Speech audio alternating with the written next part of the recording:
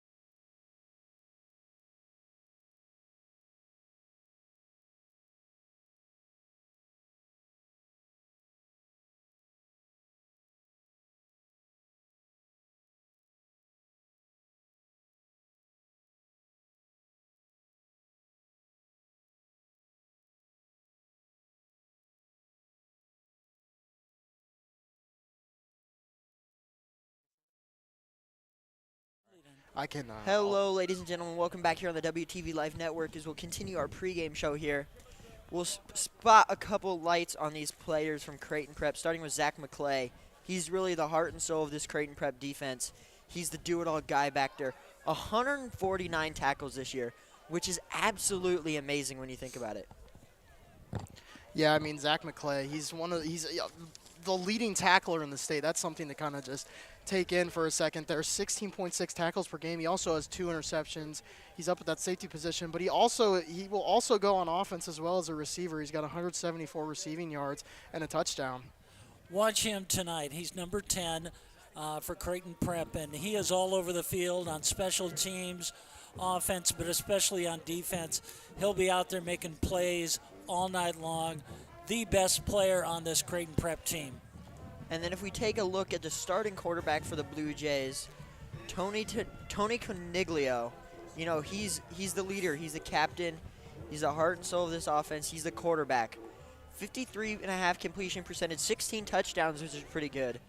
But, you know, he needs to have a great game if Creighton Prep's going to have a chance in this game. Yeah, I agree. I think that Coniglio is a great quarterback, but I think with Creighton Prep's offense, they are going to need him to perform tonight if they want any chance in this game. He's going to have to throw the ball well, run the ball well, and I think that if he can do that, Creighton Prep's got a chance. Yeah, he is the heart and soul of that offense, the way he plays. They live by the pass, the Junior Jays. Their running game has really struggled this season, but Tony Coniglio can throw the ball, and the Westside secondary has to be aware. They're talented, but Coniglio can make the play. He threw about a 50-yard pass down to the 3-yard line in the first matchup and then threw a touchdown pass. So he's a player to watch. Tony Coniglio, the quarterback for Creighton Prep. Let's take a look at Caleb Benning. You know, we saw him commit to Nebraska last Friday. Friday night news drop, as they'd say. Kind of caught everyone off guard. We were really waiting for that recruiting decision. And then out of nowhere, he drops an Instagram and Twitter post, says he's going to UNL. And, you know, he was kind of famous in the hallways this week, Ross. Everyone knew his name more than usual. Everyone was saying hi. Congratulations to Caleb. And, boys, he deserved it this year. He's been playing a great, great season offensively and defensively. Yeah, he's a great player. I mean, you know, you look at these stats here, they're all amazing, but another place to look for Caleb Benning is in the punt game. He will return punts, and actually last week he returned a punt and handed it off to R.J. Eckhart for a touchdown, so definitely look for him in that punt game today. Yeah, that was one of the plays that they talked about last Friday night, was when he handed the ball off to his teammate. Very humble young man, and his dad is an assistant coach, Damon Benning, on the Westside coaching staff, former Husker, Orange Bowl MVP, and he's thrilled that his son is going down to Nebraska to become a Husker. And I do want to throw it out there, though. Caleb Benning heading to Nebraska. We talked to him, Ross. He said he's going to be looking to play defense. So for all of you Husker fans out there, you'll be looking for potentially number 1 on defense next year. And if we take a look at the heart and soul of this Westside offense, Anthony Rizak, what a season he's had for himself. Leading the state in all-purpose yards, 32 touchdowns. Absolutely insane. Double Coniglio's, Creighton Prep's quarterback's touchdown numbers. So what a year he's had for himself. Yeah, I think when you look at Anthony Rizak, he's just a really consistent guy. He wins games, and he doesn't turn the ball over a lot. He's only thrown 1 interception. He does have a fumble that Millard South returned for a touchdown. But he's mostly good at securing the ball, and he also completes a lot of his passes. He's got a 73% completion rate, which is very, very, very consistent. Yeah, number 3 in Class A in passing, over 1,500 yards. But here's the stat that I really like. He's only thrown 1 interception in 9 games. That's incredible. He's an incredibly accurate passer, and the way he leads his team on offense is amazing. Of course, he also rushes the ball. He's 12th in Class A in rushing. He's scored 11 touchdowns, but of course, how is he most valuable? He leads the state, Class A in total offense, and I just wish more college recruiters would pay attention to him because he's so hard to defend. I've talked with opposing coaches, and they said they have a tough time coming up with a game plan for him. And that is one thing he does, is that he runs and passes the ball. Very difficult to defend. And I would like to throw it out there. There's a couple games in Class A going on right now. I think, Ross, you have scores over there for the games that are going on right now? Yeah, there are 2 games that have been completed. They were played earlier this afternoon at 4 o'clock. Elkhorn South, the number 3 seed, played the number 14 seed, Papillion La Vista South. That game was at Elkhorn South, and Elkhorn South won the game 42-8. So Elkhorn South advances to the quarterfinals, and they will play the winner of tonight's game between Lincoln East and Lincoln Southeast. The other matchup this afternoon was at Buell Stadium at 4 o'clock, and the number 2 seed, Millard South, defeated Lincoln North Star 38-0. Millard South advances to the quarterfinals, and they will play the winner of tonight's game between Gretna and Omaha North, which is a terrific matchup. Gretna, of course, the runner-up last year at state, and Omaha North is known for the upsets they do in the state playoffs. So that's a matchup tonight we'll watch. We will do our best to keep you guys updated with games around the state and our metro, including this year. So stay tuned for halftime. We'll have Ryan Kelly and Mike Knockenauer. He will come on. They'll talk more about the state playoffs.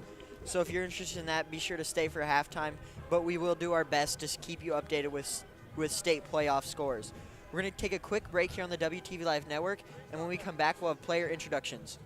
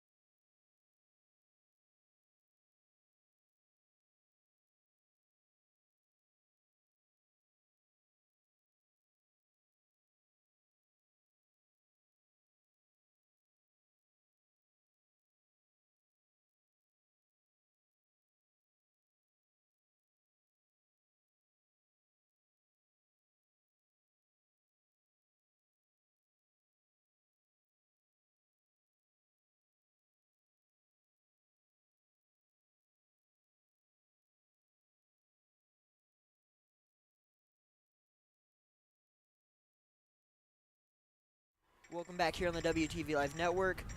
Westside will be coming out just now. Lights shut off, and here they come. We'll take a break so you can watch it without any distractions.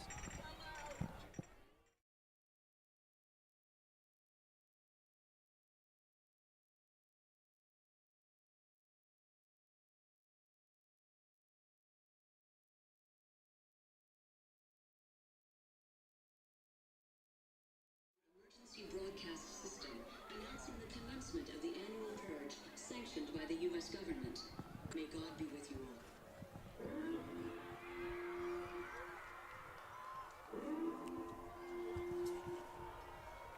Get off that camera.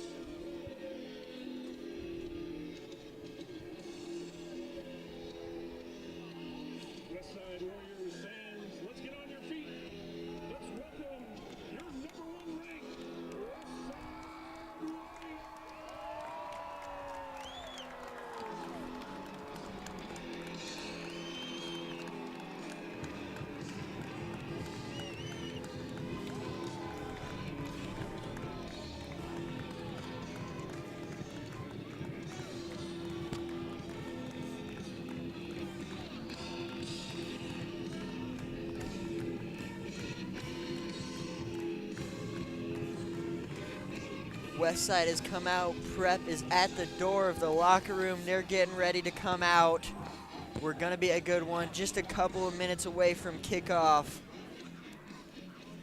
Just like to mention the weather, Ross and Aiden. It is not warm by any means. Yeah, I think me and Ross are kind of bundled up over here. I'd say I've got about 3 layers on. I think Ross said he has 4. We've all got hats on, gloves. It's really chilly. So Hey guys, I hate to tell you, but this is warm for this time of the year for Friday night football. I remember some games last year.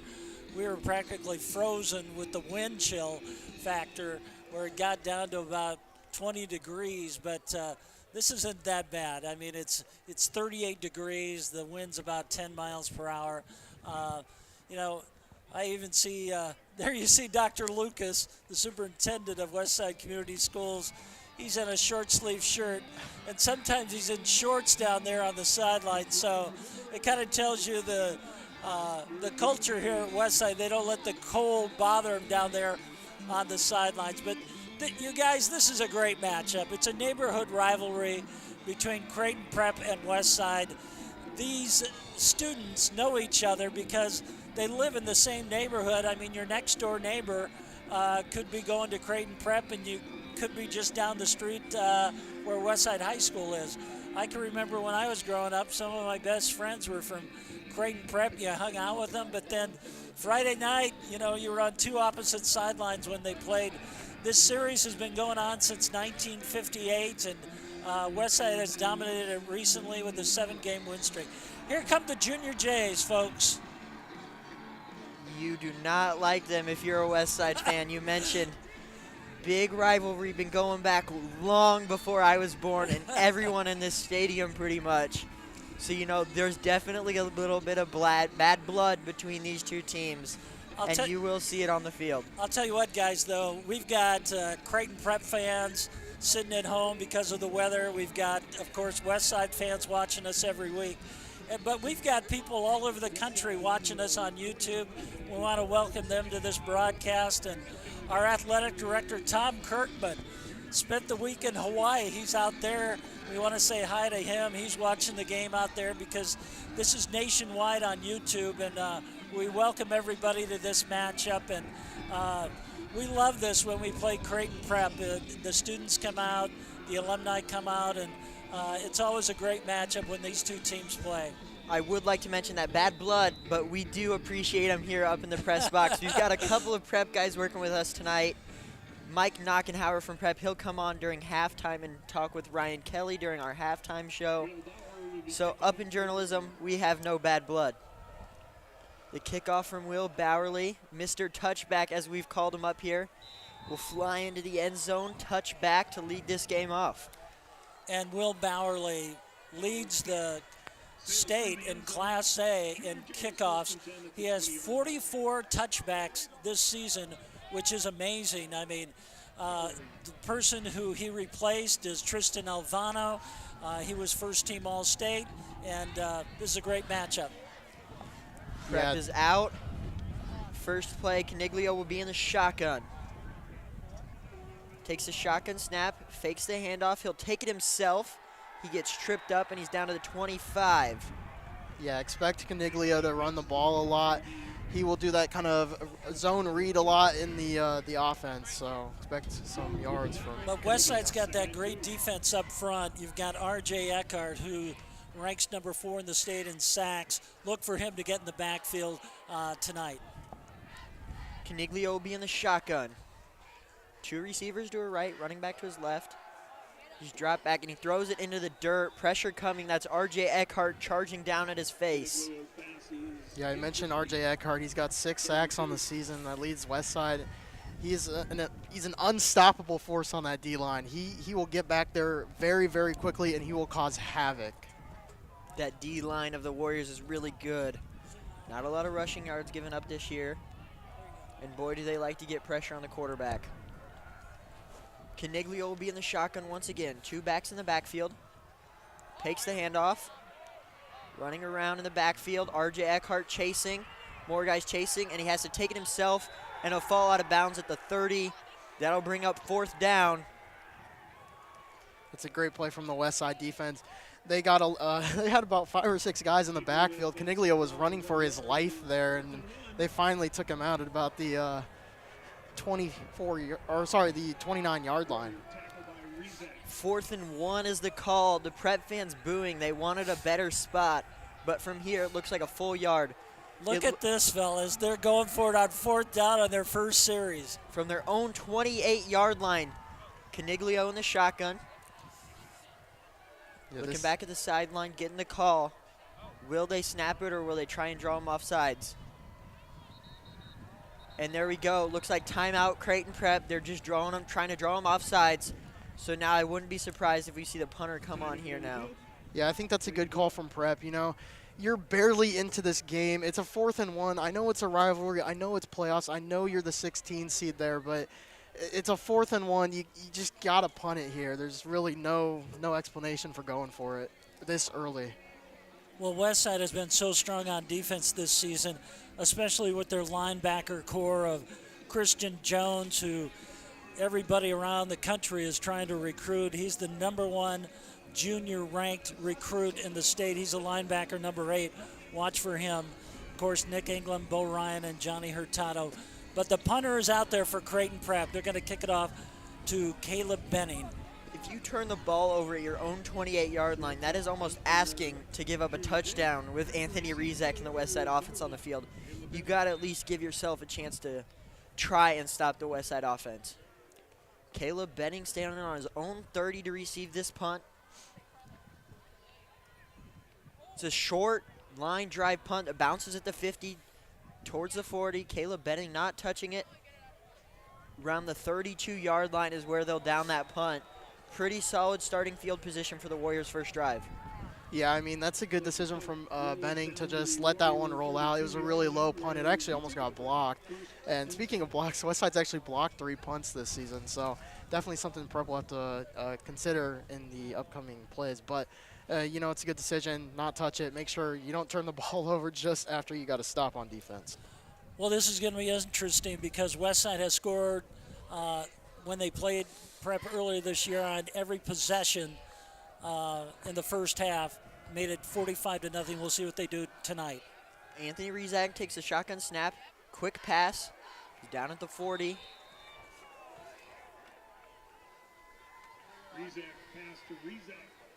That's to his twin brother, Teddy Rizak. Teddy committed to Notre Dame to play linebacker. We'll see that connection a little bit between Teddy and Anthony. Yeah, I was kind of surprised that they threw the ball there. You know, their running game is so dominant that they kind of come out with a little bit of a trick and just throw it first play. Official will call his own timeout here. Looks like maybe a potential issue with the play clock down in the end zone. They shut them off, those play clocks, in both end zones. We get the okay from the referee. He's going to keep the time himself. He shuts the play clocks off. They were not working. Caleb Benning in motion. Rizak takes a shotgun snap. He hands it off to Jamez Ross. Ross bouncing around the line of scrimmage. He gets up to the 45. Yeah, Jamez Ross is a really tough running back. He's got over 1,000 rushing yards this season. He's been a great running back for Rizak. And, I mean, he's getting about 9 yards a carry, which is unbelievable. So right there, just powering forward for about a good couple of yards. Rizak in the shotgun once again. He'll hand the ball off to Jamez Ross. Ross getting up towards the 50. Gain of 4 or 5 on second down, sorry. Jamez has had a great start to the season. In 9 games, he's the 4th-ranked rusher in the state. Last week, he went over 1,000 yards, and he only played just a few series in that game because it was so far out. So watch for Jamez tonight. Rizak in the shotgun once again. Jamez Ross to his left. Caleb Benning in motion. He'll take it himself right up the middle. That's Rizak. Gets past the 50, almost to the Prep 49. Just short of the first down. Yeah, it's good take by Rizak. Second leading rusher on the team, 679 yards. He's actually averaging a first down and carry pretty much with 11 yards. So expect him to keep it a lot tonight. They like to run that kind of zone read play with him and Jamez Ross. Rizak in the shotgun. Jamez Ross to his right. 1 receiver to the left, 2 to the right. Rizak takes the snap, hands it off to Jamez Ross.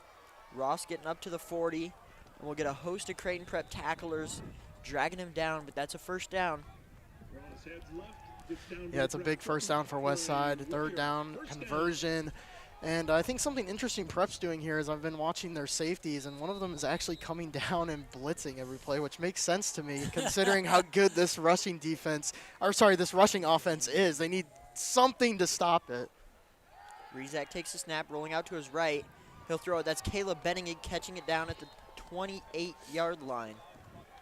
Yeah, Caleb Benning's their second leading receiver. He's been amazing on offense and probably even better on defense, but you know, he is a kind of common target for Rizak to look to. to the Prep 28-yard line for another Warrior first down. Westside having no struggles moving the ball downfield here early in the first quarter. 8:40 and ticking. We do apologize. The clock will not work tonight. Rizak in the shotgun on every snap of the drive so far. Takes the snap, swing pass out wide. Gets down to the 22-yard line. Just short of the first down. Rizak again. Advances the ball down That's to Rizak to the Rizak again. second and 7. Twins finding each other.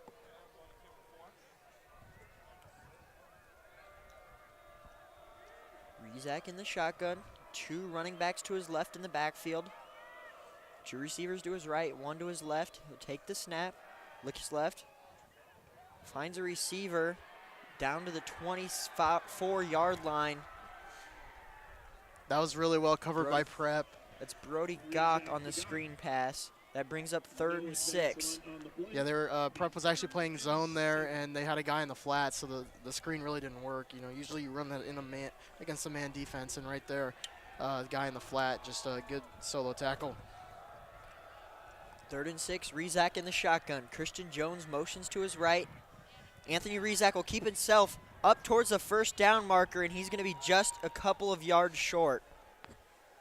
Yeah, they kind of faked the handoff there. Rizak just goes right up the middle. Great blocking from that offensive line. They really got him a good amount of yards there. No-brainer here for Coach Lamanji. 4th and 1. Rizak is staying on the field. The Warriors are going to go for this. 4th and 1, folks. It's not 3rd down on the screen. It's 4th and 1. Rizak in the shotgun. He's going to take it himself. He's running left. Dives down towards the first down marker. Referee running in. No signal yet. It appears it's going to be a first down. And the chains are moving. That'll be a first down after that 4th and 1 run play by Anthony Rizak. Westside just very methodical going downfield on this drive. Lots of plays. No big gainers, but they're moving the ball downfield. 1st and 10, Rizak in the shotgun once again. He'll hand the ball off to Jamez Ross. Ross up the middle with a big hole, and he's untouched into the end zone. Jamez Ross with a 17-yard touchdown. Yeah, they kind of just hit the inside zone there, and his great blocking. The center actually went up to the linebackers. Great blocking. He just hit that lead block. I believe that's Jack Wing. And it was just Jamez obviously doing a little bit of work. He broke a couple of tackles there, but that's just a great play call from Westside. Jamez Ross was untouched in the end zone. Will Bowerly's PAT attempt is good. 7-0 Westside. We'll take a quick break here on the WTV Live Network. 7:05 remaining in the first quarter.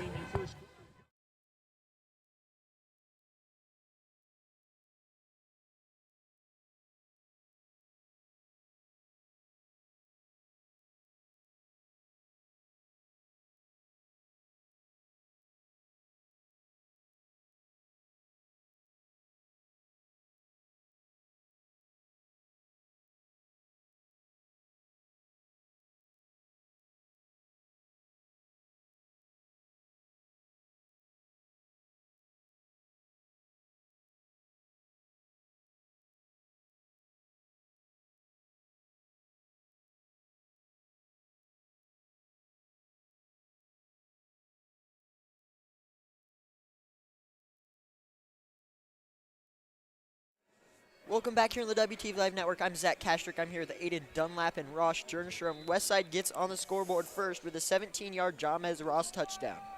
Yeah, that was just a really impressive drive by Westside. Starts off on a great note there to kind of set the tempo for this game with that drive, and it's a statement. what they do right on that. Will Bowerly's kickoff. It'll be fielded at the 3-yard line. Chance here from Creighton Prep. And he's breaking tackles. He's up to the 30. Big open holes there for Creighton Prep. Yeah, that's Zach Zach McClay.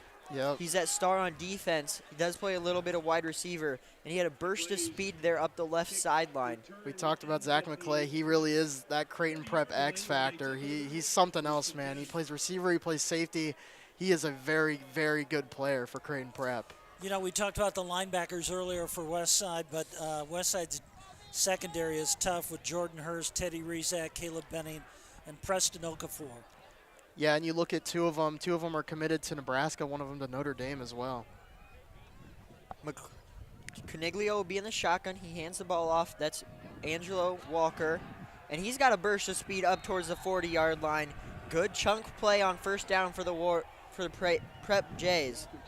Yeah, I like that play call from Creighton Prep. You know, nothing was really working up the middle. They were trying to get some runs up the middle there, but they kind of go outside, and it works well for them. They get a good gain on first down.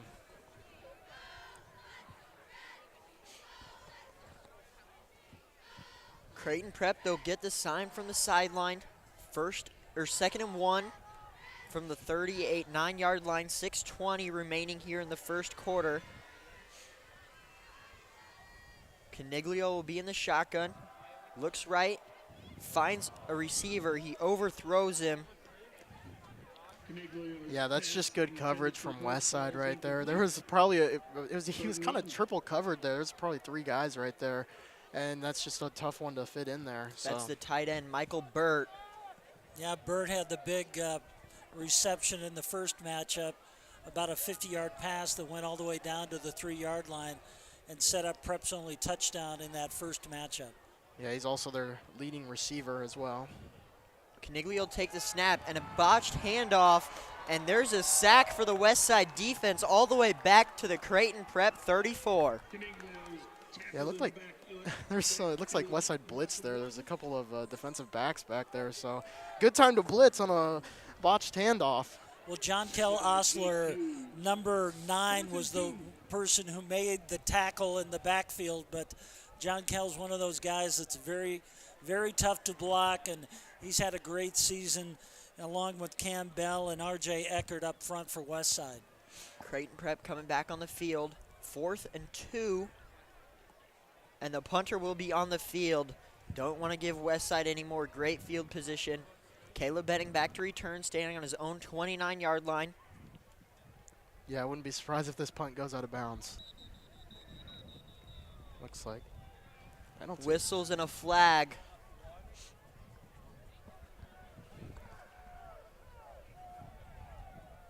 Still waiting on the call. Flag on the play. Delay game Prep. Backs up 5 It'll be a yards. delay of game on Creighton Prep. Once again, those play clocks are not working in the end zones, so the referees are keeping track of that in their pocket. That brings it to 4th and 7. Caleb Benning moves up to his own 31-yard line now. And that one heading towards the right sideline. It's going to bounce down at the 45. Good starting field position for the Warriors on drive number 2. Yeah, he kind of rugbyed it. I mean, he kind of had a rugby-style punt right there. I mean, it's a good strategy considering you really do not want Caleb Benning to return the ball. So they're kind of just accepting the fact that they're probably going to give up decent field position, but you know, it's kind of the what if Caleb Benning returns that ball, it might be worse. It's a big defensive possession for the Jays. Cannot let Anthony Rizak continue to get going and get up on the scoreboard even more. Rizak in the shotgun. Jamez Ross to his left. Rizak keeps that himself. He's up towards the 50. Rizak falls down just on the midfield logo, the 49-yard line of the Creighton Prep. Yeah, you know, Westside's really just doing what they do right now, run the ball, and it's working really well. They're getting a lot of yards every play. And, you know, even though they're running the ball here, don't be surprised if they try and throw the ball soon. You know, Christian Jones is one guy they'd like to throw deep to. He's actually averaging 27.6 yards per catch. So Rizak takes the shotgun snap. Long drop back, looking for Jamez Ross. And Jamez Ross can't keep it in. The running back going deep there, almost a big play for the Warriors. Yeah, you don't see that very often where Jamez Ross goes deep, but he kind of snuck out of the backfield and was open downfield and just a little bit out of his reach right there, but that would have been a big play for the Warriors. Yeah, I think Westside's really trying to exploit that kind of one deep safety Creighton Prep's running right now. And, you know, they run that kind of post/corner route with Jamez Ross. I mean, they almost had him. I mean, it was just out of his reach. Rizak in the shotgun on every play in the game so far. He takes the snap, he hands it off. He doesn't, he keeps it himself. He's up to the 40, the 35. Couple men beat, and he's down at the 25. Big burst of speed is Anthony Rizak. Yeah, that's a great play. Again, they're going back to that zone read. They run that play so much, and he just fakes it to Jamez Ross. He's reading the defensive end there, and he sees the defensive end go to Jamez Ross, and he just keeps it. He pulls it, and that is a huge gain for Westside. Rizak with a 25-yard run there. He's the number 7 leading rusher in the state, and he's the quarterback. Motioning is Caleb Benning. Rizak takes a snap, handoff to Ross. Ross up to the 20, to the 15. Then he's brought down. Preston Woodward on the tackle. It's a great play from Ross. He had a couple cuts in there, and he just did a great job of breaking tackles. You know, Jamez Ross is kind of one of those guys that can do both for you. He can be a power back, but he can also be very elusive. He can break tackles, or he can avoid tackles, and that's why he's such a great running back. Rizak yet to go under center in this game. He's in the shotgun here. 2 receivers to his left. High snap, handoff to Jamez Ross. Ross down to the 5 with a big power into the end zone. Jamez Ross with his 2nd touchdown of the game already. Yeah, Jamez Ross. I mean, he is such a good running back. He just powers through the offensive line. That's great blocking, by the way, just right through that inside gap. And he just hits that hole and just bursts with speed into the end zone. Will Bowerly on for the PAT attempt. He's yet to miss one that is his fault. He's had a couple blocked in his season, and now in right down the middle once again. And dare I say, here we go again. Yeah, I mean, it's already 14-0. You know, you look at the first game, 57-7, and, you know, Westside's just doing what they do. They're running the ball. They've thrown a couple of good passes, but they are just exploiting Creighton Prep's defense and running the ball. They're getting a lot of yards per carry, and it's just working extremely well for them. Westside takes the lead 14-0 now. We're going to take a quick break here, and Westside will kick off. 3:52 remaining in the first quarter.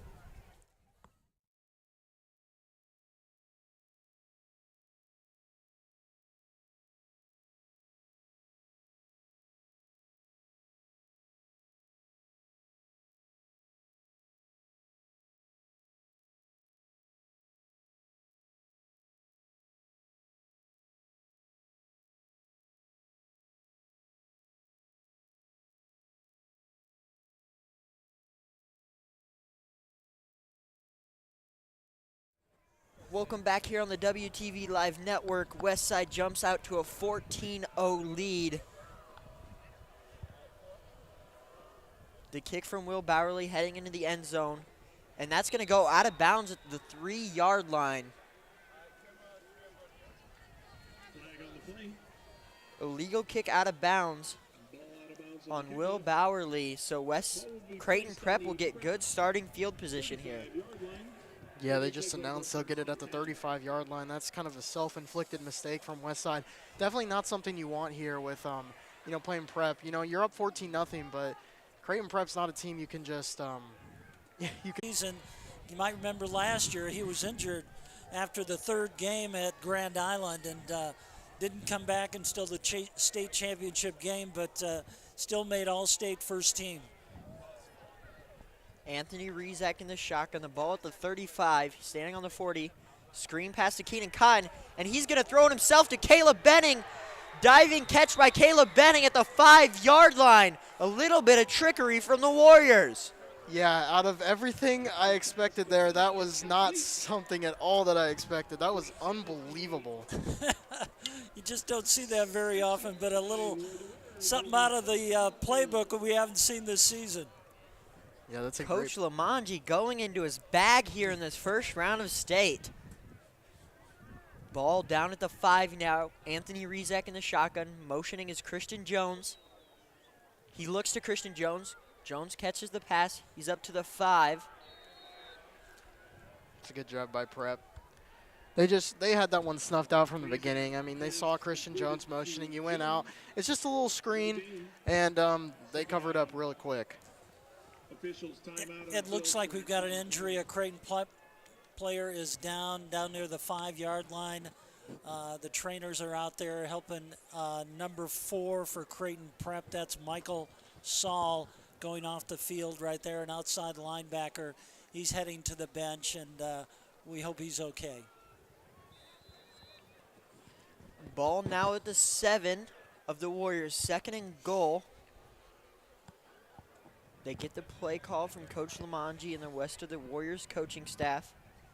Rizak will be in the shotgun. Jamez Ross to his left. 2 receivers to his left. Keenan Cotton, Caleb Benning, and 1 receiver to his right. Yeah, watch out for a quick pass here to Caleb Benning, maybe. Motion from Jones. Rizak takes a snap. Fake handoff to Jamez Ross. And touchdown, Christian Jones. Quick little slant route. Anthony Rizak finds him wide open. Westside now up 20-0 pending the extra point. Yeah, that's Christian Jones. I believe that's his 6th receiving touchdown of the season. He is just the guy they look to in the end zone a lot, and that's just a great play from Westside. It's kind of like a little jump pass almost, and it's a great play call from Lamanji. Will Bowerly's extra point attempt.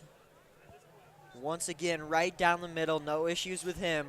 Westside now up 21-0. 2 minutes, 56 seconds remaining in the first quarter. We're going to take a quick break here on the WTV Live Network. Westside up 21-0 over Creighton Prep.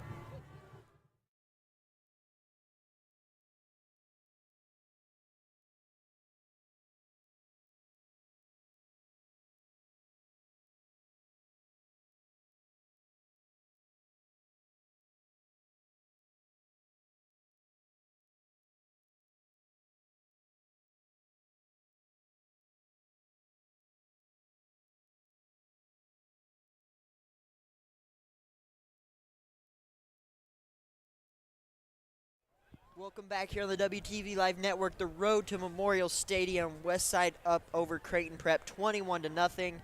2:56 remaining in the first quarter. And boy, are we heading to an exact replica of Week 1 versus Creighton Prep. Yeah, that's a no-doubter. I mean, 57-7. We could see a running clock here pretty soon if this one doesn't get any better for Prep. The kick from Will Bowerly, once again short of the end zone, fielded at the 2. Fumbled by McClay, and it rolls into the end zone, so we'll get a touchback call. McClay gets a little bit lucky there after he drops that kick. Yeah, that's pretty interesting. It kind of just looked like he dropped it, and they called a touchback. This is a replica of that first game. The score after the first quarter was 21-0, and then Westside scored 24 points in the second quarter to make it 45-0 at halftime. And then, of course, we had the running clock. Westside scored 2 extra touchdowns in the second half to make it 57-7. But looks like nothing has changed since that first matchup in August. Caniglio, after the interception, he takes the snap, he hands the ball off to Walker, and Walker stuffed at the line of scrimmage for a gain of only 2. Yeah, that Westside front 7, I mean, they're all over the place, man. Those linebackers are the real deal, and so are the defensive linemen.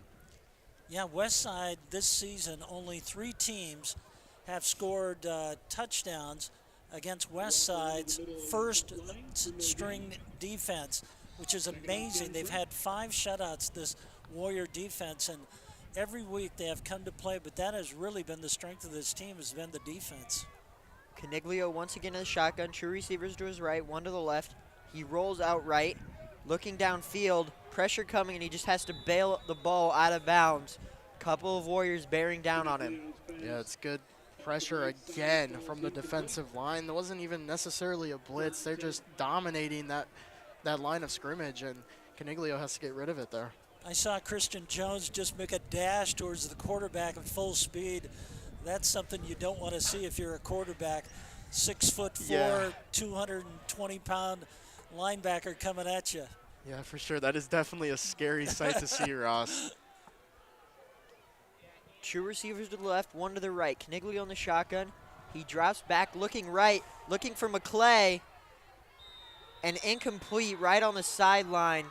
And he comes in and he overrules him. Zach McClay with a one-handed grab falling to the ground.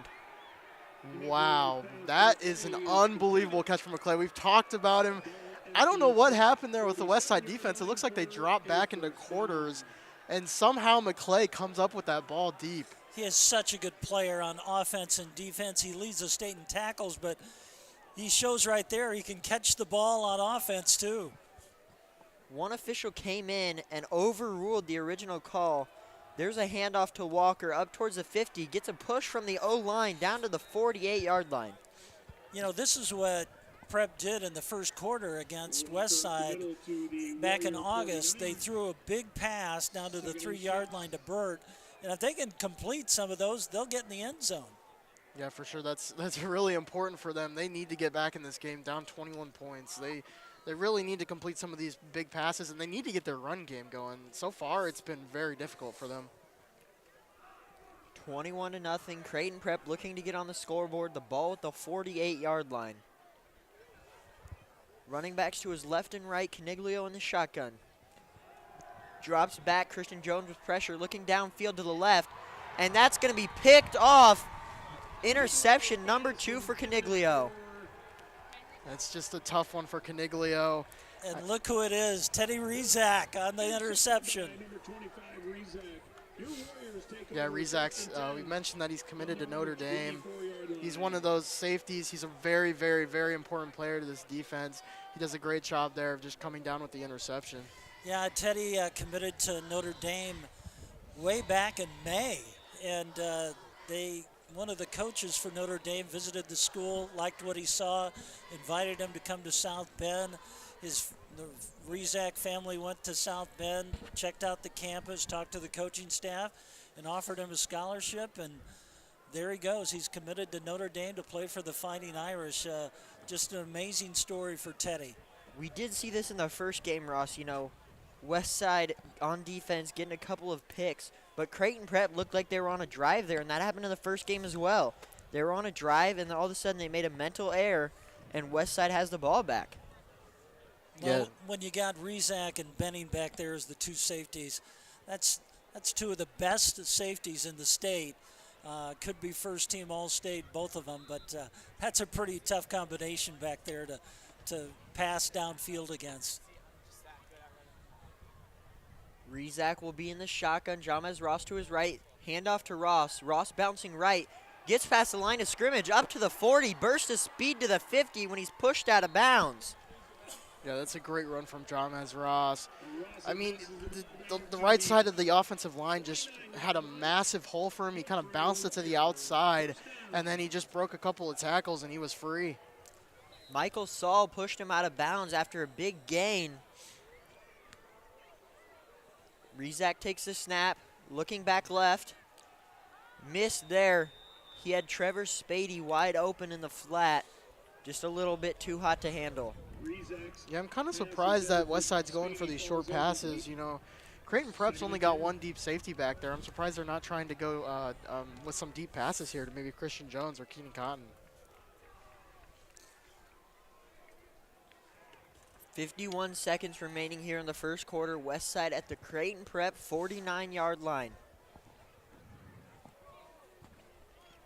Rezak takes the shotgun snap, hands the ball off to Jamez Ross. Ross past the 50. He's up to the 44-yard line. Yeah, Creighton Prep did a good job of containing Ross there.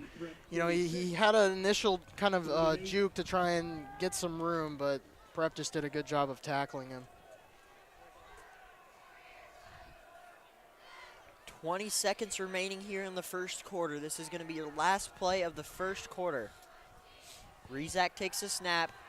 All receivers going deep.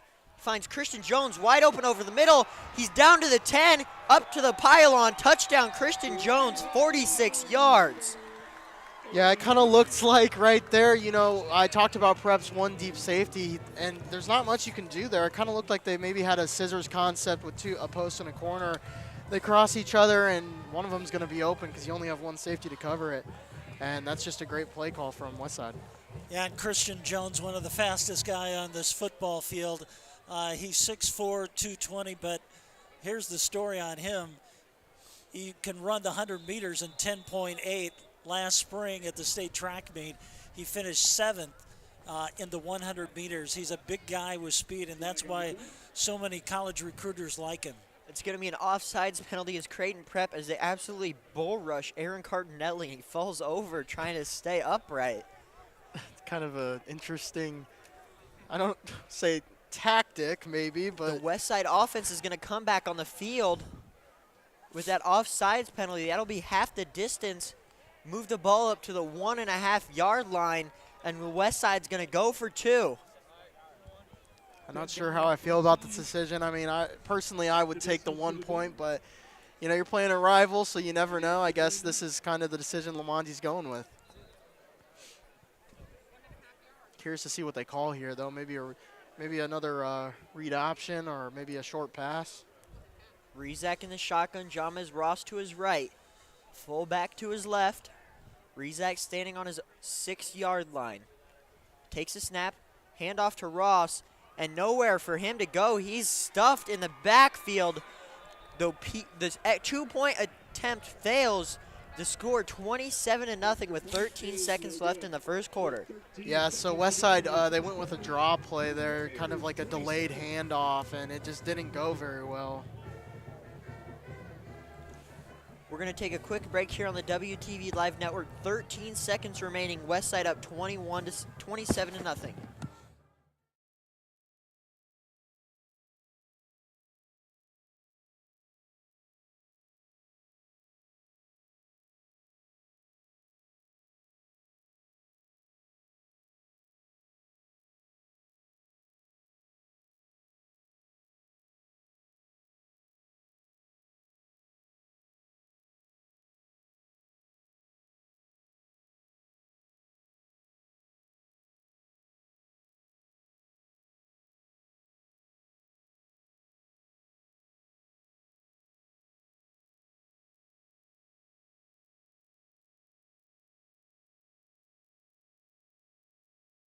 Welcome back here in the WTV Live Network. Westside up 27-0. 13 seconds left here in the first quarter. And that kick from Bowerly down to the end zone, catched at the goal line, and McClay running out left, breaks a couple of tackles, and he gets up to the 20-yard line. Yeah, I'm kind of surprised they didn't call that a touchback there. It looked like McClay's foot was in the end zone, and they called the other one a touchback. But anyway, it's a decent return from McClay, which we've already seen. He's had a good return earlier, so Prep will be starting past the 20. 5 seconds remaining here in the first quarter. The last play here of this quarter. Westside up 27-0. Creighton Prep almost in a must-score situation here on this drive. You do not want to go down anymore. I would just like to mention that 27 number might throw us off in the future. That running clock starts at 35. So if Westside were to score another touchdown, that's going to put him at 34. That pass from Caniglio, incomplete. 1 second left on the game clock here in the first quarter. So we'll see one more play. Yeah, I mean, you're right, Zach. 27-0. The magical number everyone's looking for here is 35. So if Westside scores again, unless they go for 2, it'll be 34. So we'll have to see what happens when they win or if they score again. I think it's more of a matter of when.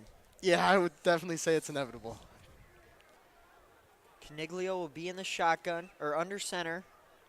Handoff to the fullback up the middle, and he is dragged back. Keep pushing back almost to the 5-yard line. Forward progress rules him all the way up at the 18-yard line. But that is the end of the quarter. Yeah, that was unbelievable. They hand it off to the fullback, little fullback dive, and Westside just powers him backwards. I mean, probably about 10, 15 yards, but obviously forward progress will give him more than that. But that was just unbelievable. Bo Ryan, the leading tackler for the Warriors, broke through into the backfield, made that tackle for a loss, and that's why he's the leading tackler on this Westside team. We're going to take a break right now, and we'll be back with the second quarter right after this.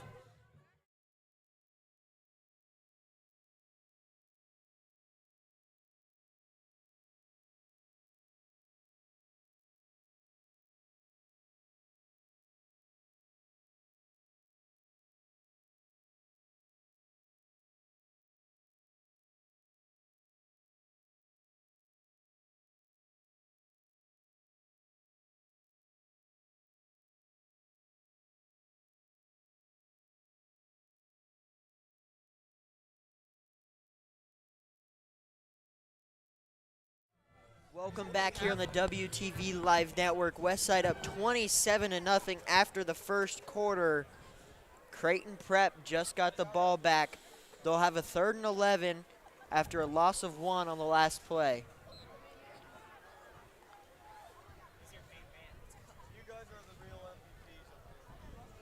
Caniglio takes a shotgun snap.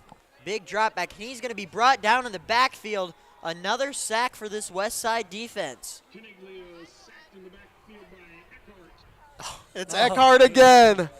Oh my goodness, that's unbelievable. RJ Eckhart. RJ Eckhart was 7 sacks this season. Coming into this game, he ranked 4th in Class A in sacks, and he did it again. RJ is just one of those players that he's 6'2", 225, and let me tell you, he's very quick and very hard to block, and that's why he gets all those sacks. Westside's going to get the ball back once again. Creighton Prep back to punt. This time, Caleb Benning standing exactly at midfield on the W. He creeps forward a little bit. Now he's back into Creighton Prep territory. Yeah, I wouldn't be surprised if this is Punter another standing short his own punt. end zone, running right. Low kick, bounces at the 45 into Westside territory, rolling to the sideline and picked up. Sledge's punt drops down at the Warrior 40. Yeah, another thing to add about RJ Eckhart, Ross, is that I used to play football my freshman and sophomore year. I remember, I played tackle. I had to block him. It was not fun at all. I mean, he was an unstoppable force. He is just such a good player, and he's just got a lot of heart in him. Is this one of the reasons you stopped trying out for football for Westside? It might be one of them. It might be one of them. Okay. Well, let's say thanks to RJ Eckhart now that we have our buddy Aiden Dunlap in the booth. Yeah, I mean, it's kind of a win-win, I guess. Win-loss, I don't know. But, yeah, he was definitely unstoppable. Rezak gets the ball back. He's in the shotgun. There's the handoff to Ross up to the right side of the line of scrimmage, and he's going to get a gain of 12 on first down. Another big chunk play. Yeah, I want to point out, there was a great lead block right there. I believe it was Christian Jones on the right side. He did a great job of just pushing that defensive back, which got Jamez Ross a couple more yards there. Rezak in the shotgun once again. 2 fullbacks to his right. Takes shotgun snap, hand it off to Jamez Ross. Ross up to the 30-yard line. Another big burst of speed. Yeah, that was a really interesting formation. It looked like they had a fullback and a tight end in the backfield. I don't think I've ever seen that. It looked like 2 slot backs that they had behind the offensive line. Christian Jones lined up right there, and it looked like Spady was back there also for Westside. It looks like they're going to do Similar it again. formation once again, but this time to the left. And they're going to run the same play, but to the other side.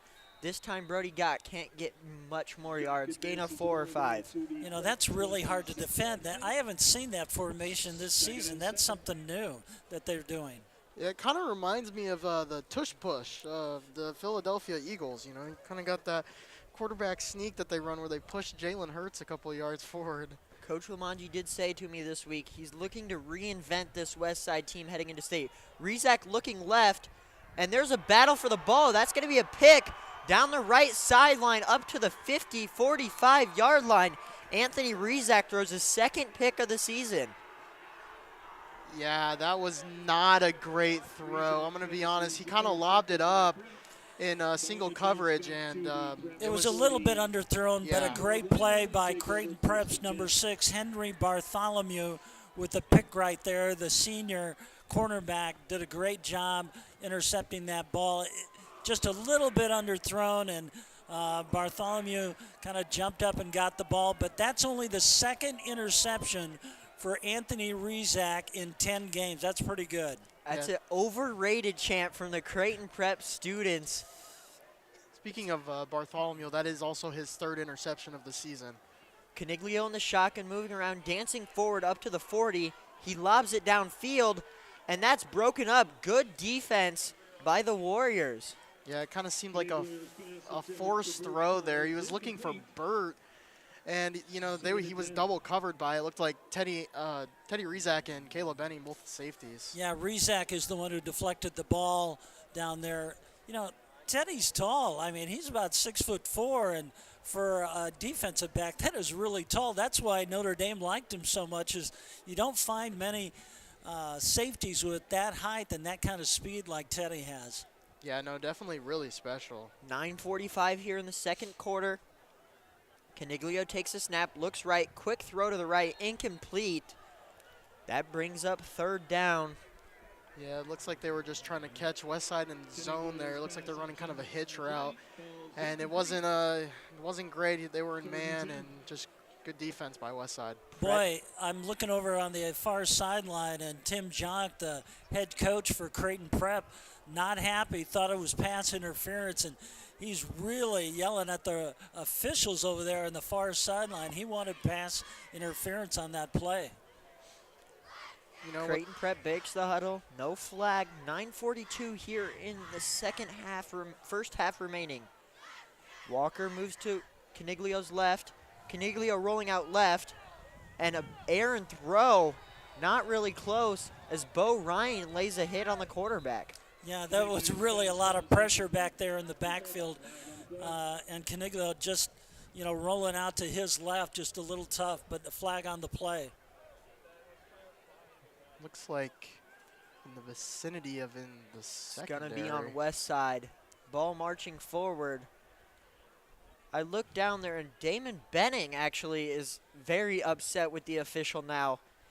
Couple hand signals to the referees. That's a pass interference call, and Damon Benning is not happy whatsoever, marching down with the referee, giving him an earful. Well, I'll tell you what, that might be a little bit of after Tim Jonk, the Creighton Prep head coach, had argued that pass interference call earlier, just 2 plays earlier. Maybe that was just a little makeup there. Looked like the receiver tripped on his own feet. Wasn't really touched by a Westside defender at all. There's a handoff to Walker. He's tripped up into the backfield, brought back down at the 45-yard line, a loss of 4. Yeah, they tried to get it outside there, but Westside's D-line is having absolutely none of that. Looks like Osler maybe got back there and just tackled him. Ball up to the 44-yard line now. 9:15 and counting here in the second half. Westside breaks the huddle. Once again, the referees keeping track of the play clock in their pockets, so the quarterbacks kind of got to keep a mental clock, nowhere to base their play clock off of. Caniglio takes a snap, drops back into his own territory, long drop back, rolling back right towards the sideline, looking for McClay. And Creighton Prep happy once again. They were looking for another pass interference call. I'll tell you what, Bo Ryan on that play really chased down the quarterback, Caniglio. He was running for his life to the far sideline, and Bo Ryan chasing him down, almost got him in the backfield. Yeah, Bo Ryan, I just saw, 3 Westside D linemen going, and then you just see Bo Ryan coming off the edge, and with immense speed, he's almost able to get Caniglio there. 3rd and 11 here for the Junior Jays, 8:49 in the first half. Caniglio standing exactly at midfield, takes a snap, looks left, and he is lit up in the backfield. What a hit by Westside. John Quill Osler with a big hit. Wow, John Quill Osler. He got back there within probably about a second, and he just laid a massive hit on Caniglio. I'll tell you what, I hope Caniglio's okay, because that was a hit that drew a huge gasp from this crowd of about 4,000 here at Westside's Phelps Field. I mean, he really got clobbered, and he does have a knee up right now, but man, he got hit as hard as I've seen this season by Westside's defense. He just went in there, and there are a lot of medical people down there about the 45-yard line. Even Westside's team doctor has gone over there to see if he's okay. That drew a big reaction from every single one of us. Everyone in this stadium went, oh. That was a big hit by John Quill Osler. No flag. It was a legal hit, but boy, was it forceful. Yeah, we just got to hope that Caniglia's okay here. We're going to take a quick break here as the medical staff tends to Caniglia, but we'll be back when he's okay.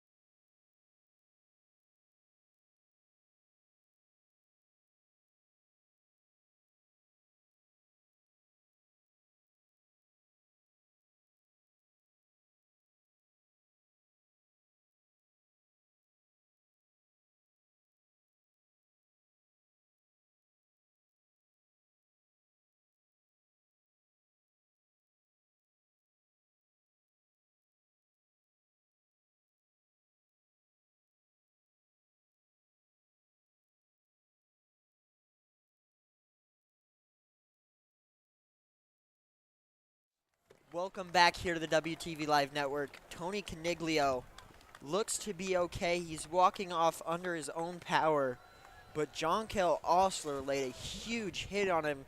He was laying there on the ground for a couple of minutes. Yeah, it's really good to see him get up and walk off, though. Obviously, you know, you want to see players play, you want to see them hit hard, but at the end of the day, it really comes down to player safety, and it's, you know, really grateful that, you know, he was able to walk off the field. Aiden, that's a great comment. It's going to be interesting to see what Creighton Prep does now because he was their offense. Caniglio, he attributed probably 120 yards of their 150 yards of total offense. It's all a passing game for the Junior Jays, but they will punt the ball away now. The punt from the Junior Jays from their own 40-yard line. Good punt this time, straight to Caleb Benning. He's going to get a chance. Open down to the right side. He gets up to the 30-yard line. Minimal return for Westside. And I have to mention, Zach McClay was the one who made that tackle there. That was an unbelievable tackle from Zach McClay. He would just grab Caleb Benning by the legs and brought him down. If he didn't make that tackle, Caleb Benning could have gone all the way. I agree. I was looking at the near sideline, and there wasn't anybody for the next 70 yards downfield, and McClay was the only Junior J there, and that's why he leads the state in tackles. Made a great play on Caleb Benning. Bold decision there to punt straight at Caleb Benning. It landed straight in his chest. Caleb didn't even have to move a few yards. Yeah, really, really close there. Rizak takes a shotgun snap, hands it off to Jamez Ross up the middle. Gain of 6, he breaks the tackle. He's up to the 46-yard line. Jamez Ross, strong running downhill. May I say, there goes that man again.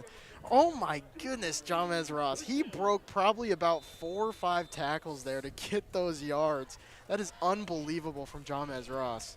Rizak in the shotgun, Ross to his left. Takes the ball back. There's Teddy Rizak once again up near the first down marker. That's a good little just kind of a out route there to Teddy Rizak. You know, just getting a couple yards. It's a good first play, good first down call. Westside just moving methodically down the field, already down to the 44-yard line. There's a quick pass to Caleb Benning. He's going to be upended down at the 35-yard line. Flag on the play. It looked like Creighton Prep had a guy that might have gotten off the field late. Yeah, right now that's back-to-back kind of out routes for Creighton, or for Westside, sorry. And I think they're really exploiting this Creighton Prep defense. It looks like they're trying to, some of those cornerbacks are dropping back in zones, and so that flat is wide open. 12 man on the field will be the call. Referee coming over to check with Coach Lamanji to see if he wants to accept the penalty or decline it.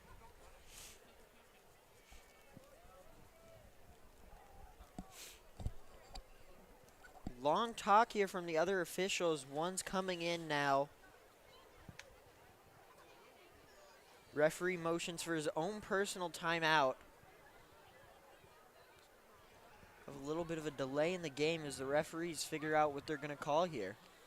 And it's kind of interesting, you know, as you said, it kind of just looked like 12 men on the field, but it looks like maybe something more, or maybe they're debating that call now. Manji steps on the field, says, I want to decline the penalty, kind of frustrated with what's taking so long here. We're going to get a legal substitution similar to the 12-man on the field call. Late guy running off there for Creighton Prep. It's going to be march the ball forward. Big kind of play there for the Warriors. The ball is already down to the 29-yard line after that play. Yeah, I wouldn't be surprised if Westside takes a shot here. You know, they're in that kind of range where, you know, you're at the 30, you can kind of throw maybe a 30-yard pass to Christian Jones, Keenan Cotton, and get in the end zone. Looks like another timeout. Referees struggling to figure out what they're doing here. I want to call that cold mental fatigue brain because I think I might have that right now too. It is very cold. My toes are freezing. Gloves, hand warmers, everything we have. And it is still cold up here. And the referees aren't really doing us any favors slowing this game down. Okay, here we go. Westside's coming up to the line. All right, it seems they got the whole scandal figured out here, so we can play on. Rizak will be in the shotgun here. Jamez Ross to his left. Handoff to Ross. Couple of guys into the backfield, and Ross is going to be dragged down at the 30. Yeah, that's a great job from Creighton Prep. I couldn't see exactly who got there first, but they were able to kind of start the process of tackling Jamez Ross, and then a couple other Prep players ganged up on him and took him down. Yeah, Westside just kind of had a nice tempo there. 3 or 4 plays, moving the ball downfield, and then they had that long delay, and sometimes that hurts you on offense when you got to just stand around like that. 2nd and 12 now for the Warriors. Jamez Ross motions out wide. Rizak alone in the backfield, and he's going to take it himself. Quarterback draw up to the 25, now to the 20. He's going to be dragged down at the 17-yard line. Good play by Anthony Rizak. Yeah, that's like, you know, that's just a quarterback draw. They bring 3 wide receivers out to the left. They get those kind of cornerbacks far away from Rizak, and he's able to just find that way up the middle. Ian Aseelan drags him down after a gain of 15 or so there. He was kind of holding on for dear life on Rizak's feet. Rizak once again in the shotgun. Jamez Ross right behind him. There's the handoff to Ross. He's up to the 15, now to the 10, up towards the pylon. He's going to be dragged down out of bounds at the 5-yard line right near the first down marker. Yeah, that's all Jamez Ross. I mean, he had a couple of great moves there to just kind of break some tackles. The blocking was decent, but that you know, those couple extra yards that Jamez Ross got there was really just pure skill. 6:10 now here in the remaining in the first half. 2nd and 1. Rizak looks left, back right now. And he's going to find a receiver in the right end of the end zone, but that drops down incomplete. Looking for Teddy Rizak once again. I'm kind of surprised they threw there. I mean, they've been running the ball really well. I don't, you know, just run it right up the middle, hit Prep in the nose, and It's almost like a free play. 2nd and 1, hey, let's throw a pass, see what we can do. Rizak still in the shotgun. Running back to his right, motioning now is Caleb Benning. There's a handoff to Bo Ryan. Ryan's going to be flipped over near the 3-yard line now. That's a first down. 1st and goal now for the Warriors. Now under 6 minutes here remaining in the first half. yeah, Bo Ryan's in it, running back. I didn't expect to see that, but good goal line back, I guess, for Westside. We've seen him coming a couple times. I think he has 2 or 3 touchdowns, or maybe. I think they want to get Bo on the scoreboard for one more time this season. Bo, I think, has 3 or 4 touchdowns coming all on 5 yards or less carries. That's a pretty interesting stat. Bo Ryan still in the game to Rizak's right. Rizak will be in the shotgun. Motioning is Caleb Benning. There's the pitch to Caleb Benning. And Benning will be dragged down near the 3-yard line. Yeah, that play actually reminds me a lot of the similar play Westside ran last week with Keenan Cotton running for about like a 40-yard touchdown. They just kind of do a little shovel pass to Caleb Benning there, and you know it doesn't work exactly as the Keenan Cotton one did, but they do get it. 2nd and goal from the 2. Caleb Benning now on the sideline here for this play. 5:15 and counting here in the second quarter. Rizak hands the ball off to Bo Ryan. Bo Ryan dives into the end zone. He gets on the scoreboard. Now 33-0 here at Phelps Field. Yeah, and I think it's going to be interesting what happens here for Westside. You know, you'd assume they just kick the extra point, but when you look at running clock, you need 35. You need to be up by 35 points. So we'll kind of have to see what their decision is here. Rizak still on the field. They're going to go for 2 to hit that 35 mark. Lamanji does not want to mess around. He wants a running clock just as much as anyone else. Yeah. We're for sure cheering for it up here. Just a quick little point out. There's a heater on the sideline, and there's a lot of players dancing around. Rizak takes a snap, rolling out right near the pylon, and that's incomplete. Caleb Benning caught it at the 1-yard line, but he's unable to get in the end zone. 33-0 now is the score. That will lead us to a break here on the WTV Live Network. More second quarter action when we come back.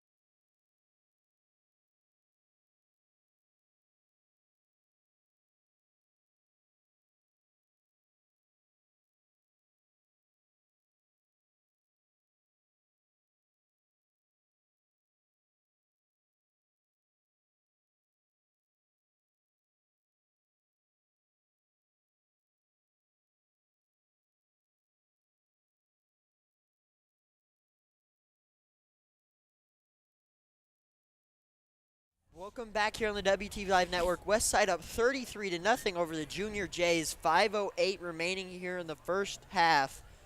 We'll do a quick little score check around the Metro. Ross, you got any score updates for us? Yeah, we have in the second quarter, Kearney leads Grand Island 13-10. Elsewhere, it's Gretna 14 and Omaha North 7. And earlier today, Elkhorn South won, and so did Millard South. Kick from Will Bowerly. Another end-over-end kick. McClay will let it bounce at the 10. He feels it at the 5. He's up the right sideline, and he's going to be short of the 15-yard line. Great special teams coverage from the Warriors. Yeah, that's great coverage from the Warriors. Looks like Prep had some trouble with their blocks. There was about 3-4 guys on McClay there, and they just pushed him back. 15-yard line where they take over first and 10.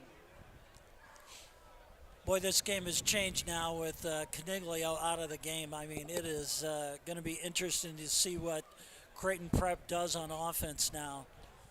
Yeah, because as you mentioned, Ross, you know, they're more of a passing offense. Now that you don't have your quarterback, you really have to look to run the ball, but they've tried running the ball, and it hasn't gone great for them. Elijah Cannon now in at quarterback with Caniglio out of the game. Quick little handoff. Nowhere to go there. 5 minutes and counting, and Creighton Prep might be on their last leg without a starting quarterback. Yeah, that's just great. That's just great defense from Westside. You know, we've talked about the Westside defense so much and how amazing they are. They just do not allow anything, and that was just a great example of that. 4 guys, 3-4 guys making the tackle there. Going to be a heavy run game now for Creighton Prep, but they're down 33, and if they want any chance, they got to put points on the board, and they have not been able to run the ball. Cannon takes the snap. Quick little pass out to the flat. Jackson Wergler with the reception, gain of 5. Yeah, I think that's a good play for Prep. You know, they need to get something going, and so these short passes they're a pretty good option to just try and get something going for this Prep offense. Still brings up 3rd down and 7 to go. Another passing situation for Creighton Prep, and see if they can pick this up to get a 1st down. Cannon, just a sophomore, now leading the Creighton Prep offense. So maybe a little bit of inexperience there. 3rd and 8 now. Cannon takes a snap. He's rolling out right, and he looks over the middle, and that just lands short of his intended receiver, Michael Long. Yeah, I don't really know what they were trying to set up there. It kind of Looked like Westside had pretty much everything covered really well, and there's really nothing there. I think he was just rolling out away from Christian Jones, who was getting in the backfield, just trying to avoid him, and he threw a short little pass. But Benning's back now on the 45-yard line for another punt, so he almost broke one the last time they punted away to him. Let's see if they can do it here. 3:38 here on the game clock. Westside looking to put more points up before halftime. This might be a big drive if you're a Westside fan or trying to sneak out of this stadium. Any points by Westside will be a running clock coming out of halftime. Benning receives the kick at the 47. He's got a burst of speed, and he's met by a big hit up to the 42. Yeah, that's just good. That's just good special teams coverage from Prep. You know, they forced Caleb Benning down the middle, and then he just runs right into a group of about three prep players.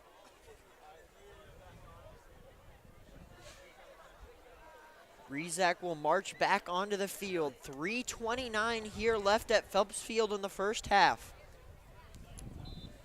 Jamez Ross will start to his right. He'll have 3 receivers to his left. Teddy Rezac, Kirsten Jones, Keenan Cotton. Rezac takes a snap, fakes the handoff to Ross, out to Teddy Rezac, and he is lit up. That screen pass was sniffed out all over the place. Big hit from the Junior Jays. Yeah, I think that was just a missed block on that left side, and Rezac just gets blown up there. Henry Bartholomew barges into the backfield and just lays a hit there on Teddy Rezac for a loss of 4. Yeah, he's had a pretty good game. He had an interception earlier in the game and a big hit there for a loss. There's a snap to Rezac. He'll keep it himself up to the left side. Another big burst of speed. He'll get most of that yardage back. Now we'll look at a 3rd and 6-ish. You know, I'm going to say that's a good play from Rezac, but, you know, that's a zone read. But if he hands that ball off, I think that might be a touchdown for Westside right there. There was no one on that right side. Ball now at the 37, 2:25 and counting. Rezac in the shotgun. Deep drop back, looking left. Over the middle, he finds his tight end, Trevor Spady, in the red zone, down to the 14-yard line. Yeah, he really had to thread that one, too. There was 2 Prep defenders right there with Spady, and so he just threaded the needle there.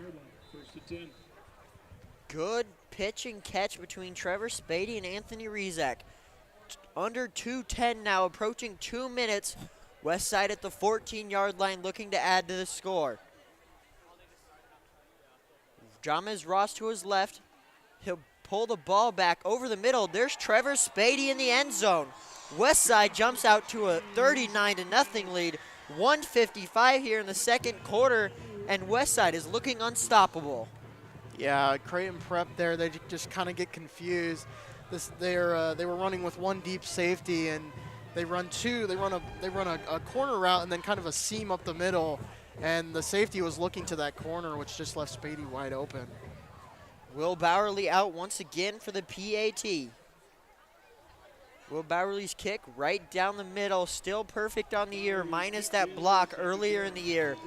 39-0, and Aiden Ross, you know what that means coming out of halftime?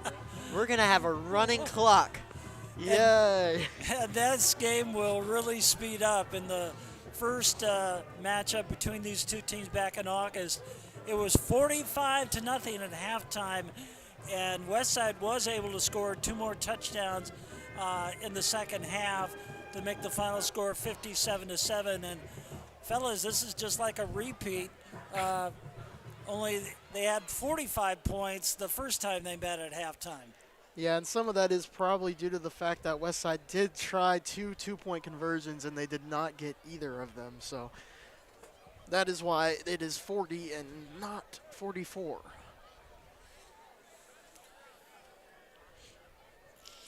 Will Bowerly places the ball down. 1:55 here in the first half. 40-0 Warriors. Back to return is McClay once again. McClay with a couple of decent returns. The last one he let bounce at the 15. He just got stuffed back in his own territory. Will Bowerly's kick.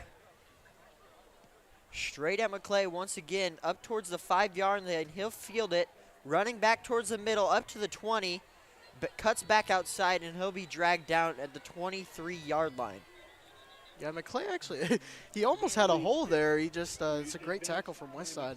He could have taken that back if he broke that tackle. 1:49 here in the second quarter. Once again, Tony Caniglio out of the game after Jonquel Osler laid a huge hit on him. We pray that he's going to be okay.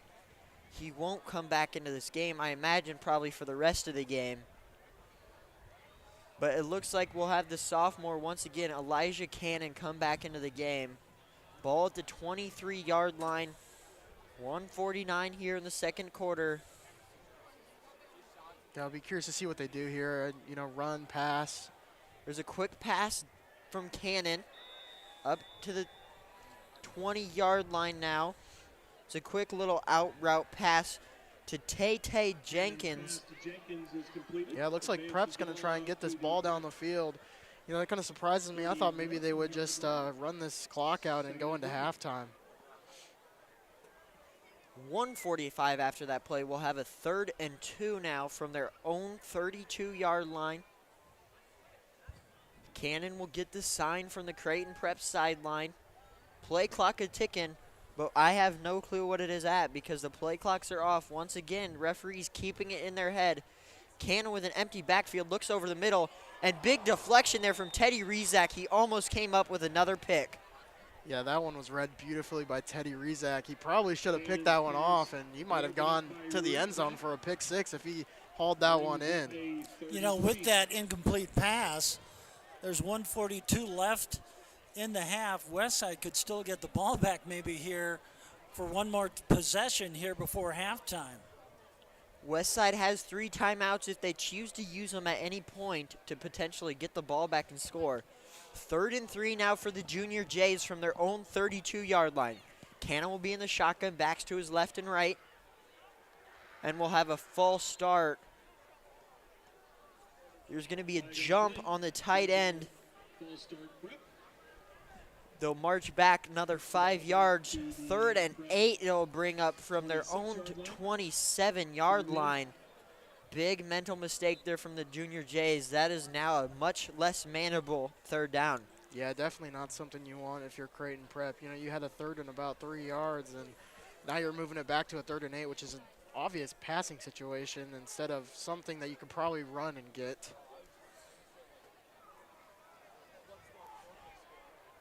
Cannon will be in the shotgun. 1:42 left here in the second quarter. Cannon will drop back to pass. He'll look right. Big floater pass down to the right sideline, and that's way over his receiver's head. And Creighton Prep will be forced to punt here with 1:38 left. Yeah, I thought they might just run the clock out here to end the first half, but Westside's got another opportunity to put some points on the board. 1:38 left in this half. So we're going to see Westside's very quick, no-huddle offense really go here coming up after this punt. 40-0 is already the score. Creighton Prep can definitely not afford to give up even more, and that will definitely put the game out of reach if it's not already out of reach. Yeah, absolutely. I think that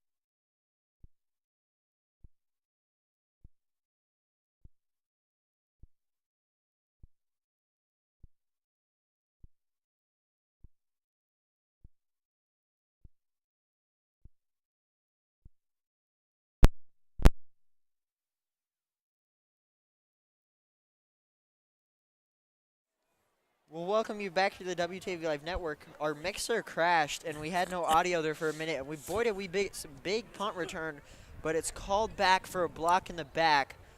That blows up the Westside good field position. Now 1:22 here left in the half. Yeah, we'll keep you abreast of the clock here. 1:22 left. Westside, they're putting the ball right now, it looks like, on about the 30-yard line. So Westside's got 70 yards to go here. No, they've moved it all the way back to the 29-yard line. Ball will set on the 30-yard line. 1:22 left here before halftime. Yeah, I wouldn't be surprised if Westside just kind of runs this clock out, but they could also definitely run the 2-minute offense and get another score if they so please. Keenan Cotton in motion. Rizak will take the snap. Here comes the pass. He'll run up to the line of scrimmage. He'll take off himself up to the 40, now up towards the 45, and he'll scamper out of bounds. 1:14, close to the midfield now, up to the 49. Yeah, that's a huge play from Rizak. It looked like Prep had a spy on him, but he is just too fast for that spy to catch up to him. Yeah, Westside's going to try to score here, put some more points. They're just going to go back to the locker room. Nonetheless, maybe a potential Will Bowerly field goal attempt coming up. 1:14 here remaining in the half. Rizak will be in the shotgun, running back to his left. He'll throw out wide. There's Christian Jones up towards the 40-yard line. Clock continues to tick. 1:08. Yeah, clock continues to tick, but they have plenty of time, and they also have all 3 of their timeouts still, so really nothing to worry about here for Westside. Clock will stop for the chains to get set. 1:05 now. Rizak up towards midfield now. Looking right. He'll hold the ball. Keenan Cotton's wide open down to the 10, and he's unable to corral it. Keenan Cotton was wide open there. Yeah, it looked like Rizak just kind of hesitated there for a second. He pumped the ball, and then he threw it kind of at the last second, and Keenan Cotton was unable to pull it in.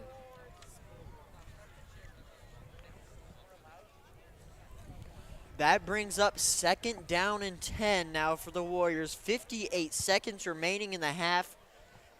At the 41 of the Junior Jays, Rizak standing at the 47-yard line. He's in the shotgun, empty backfield. Jamez Rosh motions out to his left. He'll take the snap, looks left, looks back right. Running left now, wide open to the middle is Christian Jones down to the 15. He'll break a tackle. He's down to the 10-yard line. 50 seconds now. The clock will stop for the chains to set, and Westside in prime field position now. Yeah, it's a great play call from Westside. It's 2 deep safeties. They just run kind of a little post route, and Christian Jones is wide open in that little bubble that there's no zones. That'll call a timeout by Coach Lamanji to get the clock to stop at 50 seconds. Timeout on the field. Warriors. 49.4 to be exact. We got decimals on the scoreboard now. Plenty of time for the Warriors to get in the end zone. They're down inside the 10-yard line now. Yeah, Westside's really showing no mercy here. They're going to try and put up as many points as possible here in the first half. We could see 47. Well, you may see 1, 2, 3, or 4 passes by Rizak. They're going to, take advantage of that clock, and incompletion stops the clock. So Teddy Rizak has 49 seconds to work with here to get the ball into the end zone. And if I'm Coach Lamanji, I'm throwing on every down.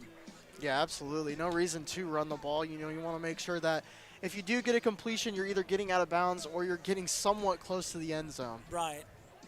Don't forget to stay with us here at halftime. We'll have Ryan Kelly, Mike Knockenauer come on, give you some scores from the state playoffs, talk about what the game is going on, some more in-depth analysis. So don't leave us at halftime. Rizak takes a snap. Before he's able to run anything, we'll get a false start on the Warriors, which will back him up 5 yards. Yeah, that was a really interesting play there. I think that might have been a touchdown because Creighton Prep, they did not have anyone back deep. It looked like cover 0. Little bit of a break for the Junior Jays, and still 48 seconds left. 1st and goal now from the 15-yard line. Rizak will be in the shotgun. Jamez Ross to his right. 3 receivers to his right. There's a handoff to Ross. He's up to the 5, and he's hit down hard. And there's a touchdown. Jamez Ross with his 3rd of the game. Yeah, I really, to me, that's a really surprising play call, but it works really well. They run the draw play, and Creighton Prep does not expect that at all. They are for sure expecting a pass there, and Jamez Ross just takes it 15 yards to the end zone. 46-0. Will Bowerly will come on for the extra point. Dominant game from Westside. Nobody able to stop them yet this season, and Creighton Prep is not going to do it.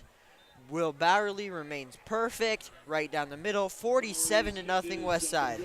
Yeah, Zach, this is a repeat. It may be worse. We're already at 47 points. Prep nothing. Last score was 57-7. It is looking not great for the Junior Jays. It was 45 at halftime in week 1 when they played Prep. More than last year, or earlier this season, 47-0. 43 seconds left on the game clock. Creighton Prep down to a backup quarterback. Their starter, Tony Caniglio, is out of the game. Everything is just going wrong for Creighton Prep. Yeah, and you have to give a bunch of credit to this Westside team. Their defense has been absolutely outstanding. They have really allowed nothing in the rushing game. They've allowed, one deep pass, but other than that, this Westside defense has been super, super important, and they've gotten a lot of opportunities for their offense. Will Bowerly ready to kick the ball off. 43 seconds here for Creighton Prep's offense. And I don't see Zach McClay back to return this kick. Couple of new faces back to return. Creighton Prep doesn't want to risk anything with Zach McClay in the returning the ball. I thought on that last series he went down on a return, and it looked like a really rough tackle, almost like his leg got twisted. I wonder if he's okay. There's a squib kick from Will Bowerly up to the 30, and the ball's going to be brought up to the 35. Good starting field position for the Junior Jays. 38 seconds remaining. Now, if I'm Coach Jock, I'm just down on the ball, letting this clock run out. I think the Junior Jays have seen enough of the Westside Warriors and just head to the locker room and regroup. Yeah, the last thing you want here for Creighton Prep is you throw the ball, you throw another interception, you get Westside to score again, and that's just that would be a really demoralizing way to end the half. Creighton Prep's offense will march onto the field. Kind of a all things wrong go for Creighton Prep. Under center and a handoff, or Cannon will pull the ball, play action pass, and that's going to be caught at the 50. Never mind. Unable to haul it in. Michael Burt, close but not able to haul it in. There's a pass play, Aiden. Yeah, that's not what I expected at all. I was with you, Ross. I really thought they were just going to kneel this one. Just when we were saying that, they were all huddled up on the far sidelines, and I thought, man, they're probably calling some game plan, putting something together here at the end of the first half. Yeah, I saw them in I formation. I really did not expect them to come out with a play-action pass. Cannon will hand the ball off, and there's nowhere to go for the running back, Michael Long. Just gets stuffed in the backfield. The Westside's D-line all over the game. The clock under 20 seconds now. It's ticking. Creighton Prep looking to get set. Clock down now to 10 seconds. 9, 8. Cannon will get the snap. Another handoff, and he's going to go nowhere. That'll bring us to a close at the second half. Westside up 47-0 at halftime. Be sure to stay with us. Ryan Kelly, Mike Knockenauer will come on. We'll get you some more in-depth analysis, those scores around from the state. But let's give you a quick rundown here. Here's how the scoring went for Creighton Prep tonight and against Westside. And it was all Warriors. In the first quarter, with 7:05 left, Jamez Ross scored on a 17-yard touchdown run for Westside. That made it 7-0. Then with 3:52 left in the first quarter, Westside drove 59 yards and scored on a 14-yard run by Jamez Ross to make it 14-0. Then the Westside had a 65-yard drive capped off by a 5-yard pass from Rezak to Christian Jones with 2:56 left and made it 21-0. Then Westside drove 77 yards and capped it off with a 46-yard pass from Anthony Rizak to Christian Jones. Westside tried a 2-point conversion from the 1-yard line with 13 seconds left in the first quarter, and that made it 27-0. They were unsuccessful on the 2-point conversion. Then in the second quarter, from the 30-yard line, Westside drove downfield, went 70 yards. Bo Ryan, the linebacker, also plays running back, scored on a 2-yard touchdown run. Again, Westside tried a 2-point conversion and failed. That made it 33-0 with 5:08 left in the second quarter. Then Westside drove 58 yards, capped off by a touchdown pass from Anthony Rizak to Trevor Spady on a 15-yard pass. That made it 39-0 with 1:55 left. But Westside wasn't done. Jamez Ross capped off a 60-yard drive with a 10-yard touchdown run by Jamez Ross. That was his third touchdown of the game. That made it 47-0, and that's where we stand at halftime. Westside 47 and Creighton Prep nothing. That will lead us to our halftime show. We'll have Ryan Kelly, Mike Knockenarrow come on air, and then we'll say hello again when we come back after their halftime show.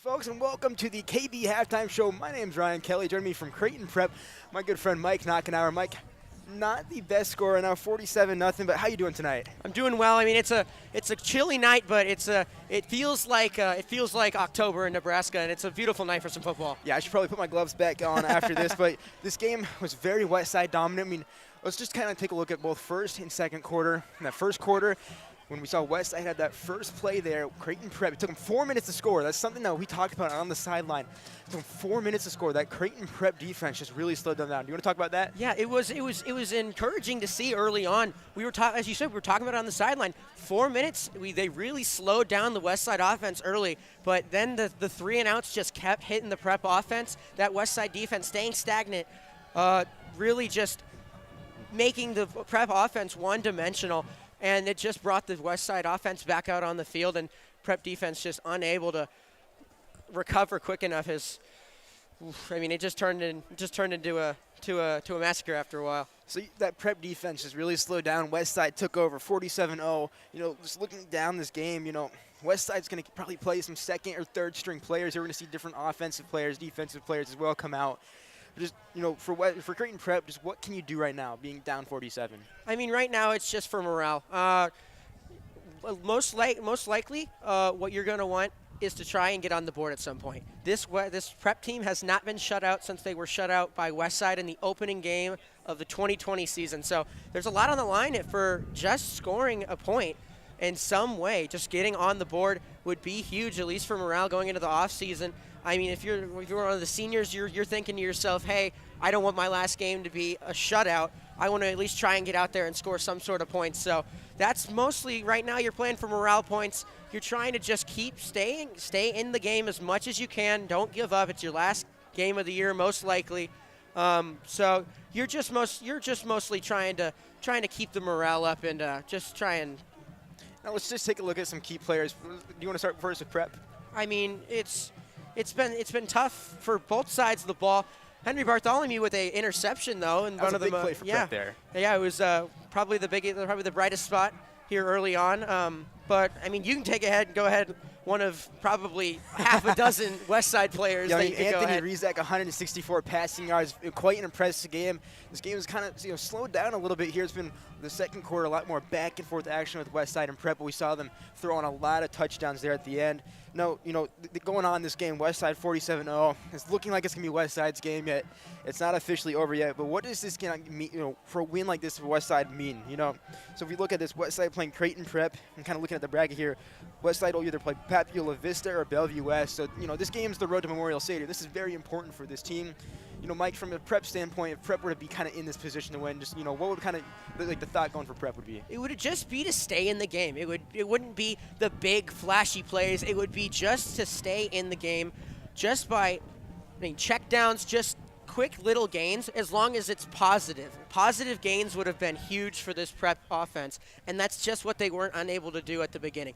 There were a couple plays there early that were 8-9 yard runs, but then they were just shut down by that Westside defense, giving up 4.4 points per game. And, I mean, they're continuing their dominance tonight. They're showing why they're the best unit in the state. Well, we're going to take a quick break here on the KB Halftime Show. We'll be back here in just a minute. We're going to talk about the bracket for Class A.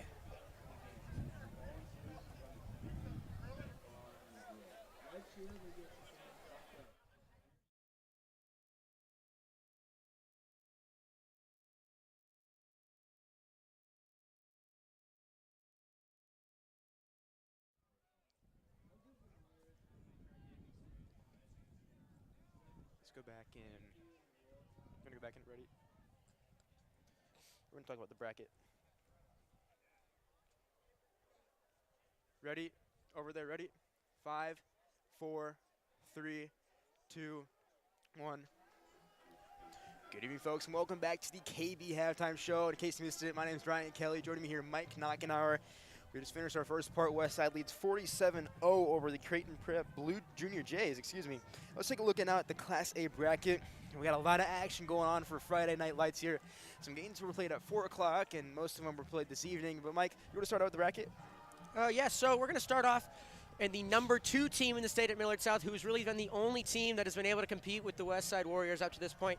A dominant 38-0 win over North Star down at Buell Stadium.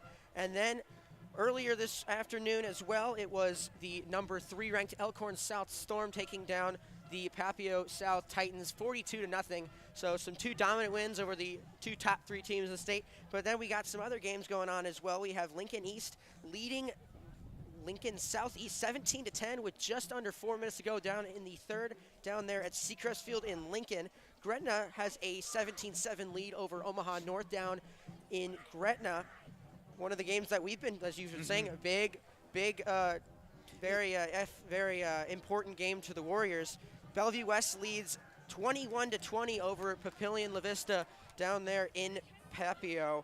So, I mean, that's the game you're going to be watching throughout the whole night if you're a Warrior fan. That's going to be really interesting to see. It's either going to be the high-speed passing attack from Danny Kalin, Davon Hall, and Isaiah McMorris, or it's going to be the run-heavy, just absolutely, it's so hard to defend Peyton Prestito. He has looked so good all year.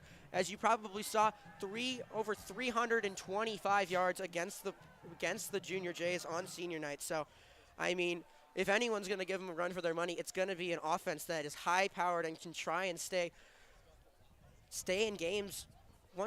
It's so hard to play with a team like Westside that's so balanced on both sides of the ball. I mean, you have an offense that's scoring nearly 50 points a game. You have a defense that's not even giving up 5 a game. So, I mean, it's going to be any team is going to try and find ways to win, but it's just going to be hard. I really think that Millard South is one of the only teams, and maybe Elkhorn South, that can really try and compete with the Warriors. But I think right now, I believe that this is the Warriors state tournament to lose.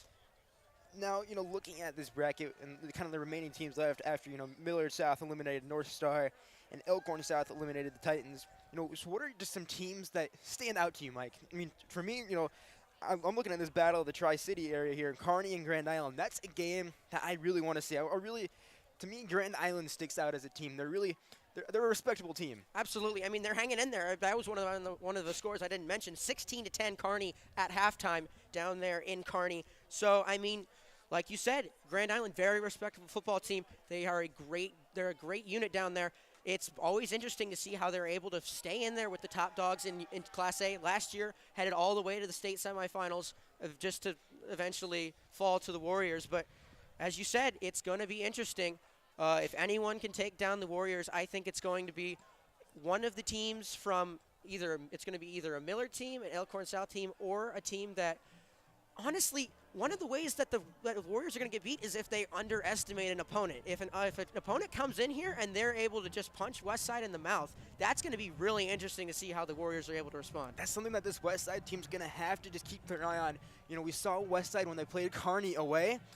Kearney, that was pretty much a blowout game for them, and, they played Millard South that next week. So one of those things that this Westside team, Mike, is they're really looking at kind of a foot-by-foot, really, kind of step-by-step, foot-by-foot, approach. So it's only this week only, just this day only, and, kind of this hour, right, this hour only for that team. So that's kind of part to their success this season. I mean, yeah, that's what you want to do if you're a football team. You only want to be focusing on the now. You don't want to be thinking ahead of time, especially if you're a team like Westside and you're all the pressure's on you to go and win the state tournament. You have to stay focused on your week and whatever is the task in front of you.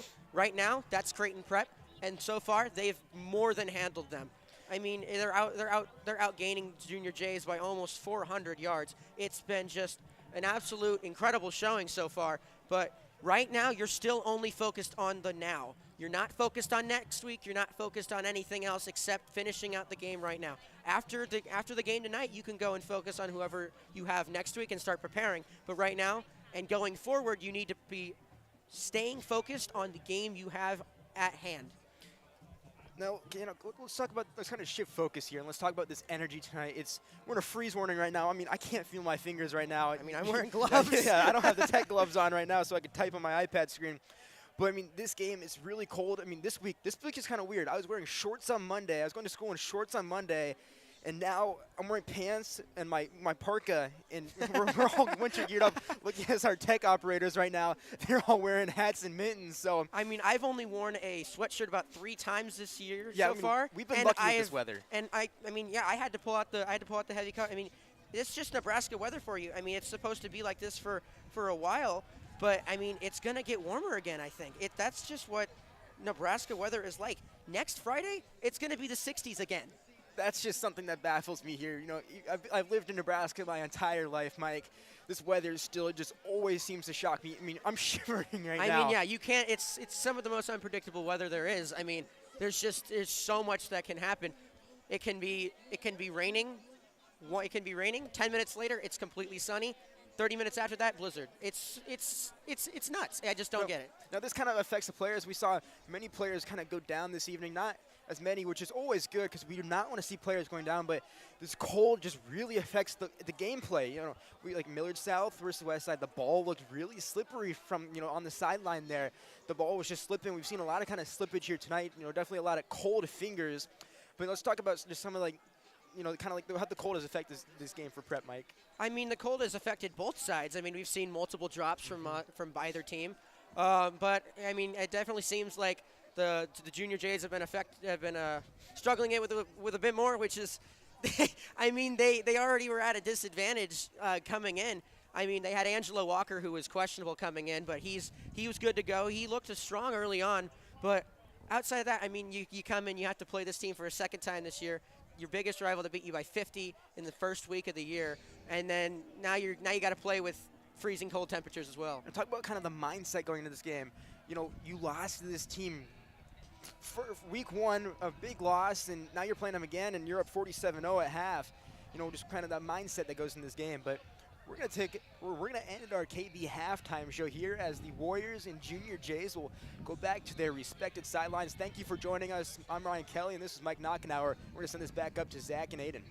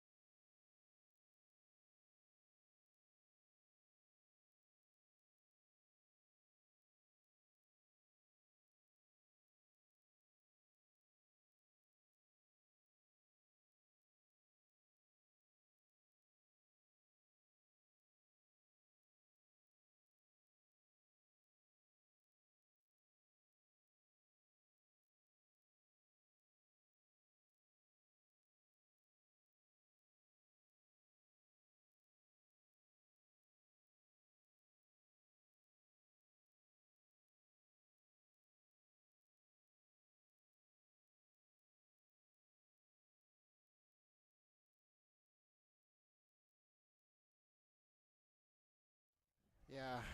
Hello, ladies and gentlemen. Welcome back here to the WTV Live Network. Big thank you to Ryan Kelly and Mike Knockenauer for a good presentation at halftime. We're about ready to start the second half, 47-0 after one. What a dominating performance by the Warriors. Yeah, I mean, you look back on the first half, and Westside really dominated every aspect of the ball. You know, defensively, they stopped the run really well. You know, they let a couple of completions go, but they had 2 interceptions, and they really dominated defensively. And then offensively, they were just doing what they do, which is running the football, and they were able to do that extremely, extremely well. Just seconds away here, Creighton Prep coming back onto the field to kick off. We'll still see some starters here out on kickoff. See Caleb Benning out there, a couple of other starters. So it'll be interesting if we'll see Anthony Rizak and the rest of the starting offense come out for another drive or two in the second half. Yeah, you know, it is playoffs, and you would think the starting offense would come out, but considering that it's 47-0, I bet we'll see some backups here.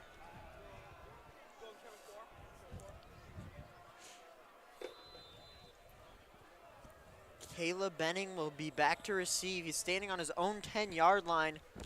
First kickoff of the game from Creighton Prep, received at the 20, up to the 25, up near the 40. Good return from the Warriors, 47-0, 11:55 remaining here in this half. And Aiden, we get a running clock this half. Yeah, this is something I know you're excited about it. I'm definitely excited about it. It is freezing. If you're not outside and you're watching from home, we are pretty jealous. It is not warm, guys. It is freezing. I went down on the field at halftime. My toes are cold. My hands are freezing. And the players got to be cold as well. They're obviously moving, so they're staying warm. But up here, it is not warm at all. Rizak with a quick pass to Christian Jones up to the 50, to the 45.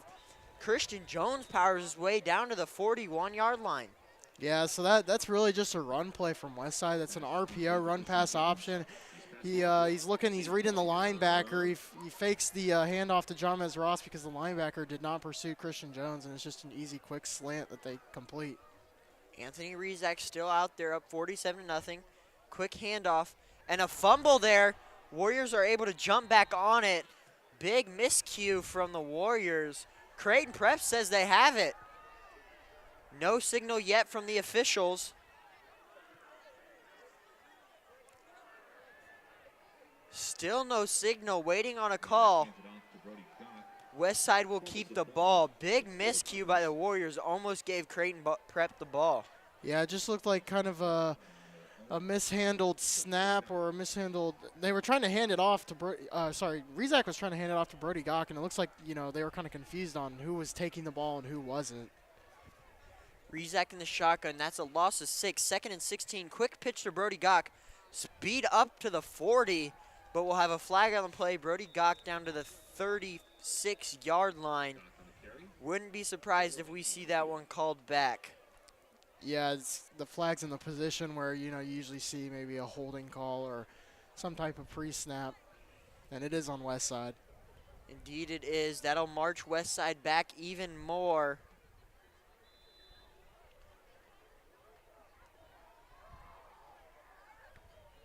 They picked the flag up there, looks like, Aiden, so no penalty on the Warriors. They pick it up.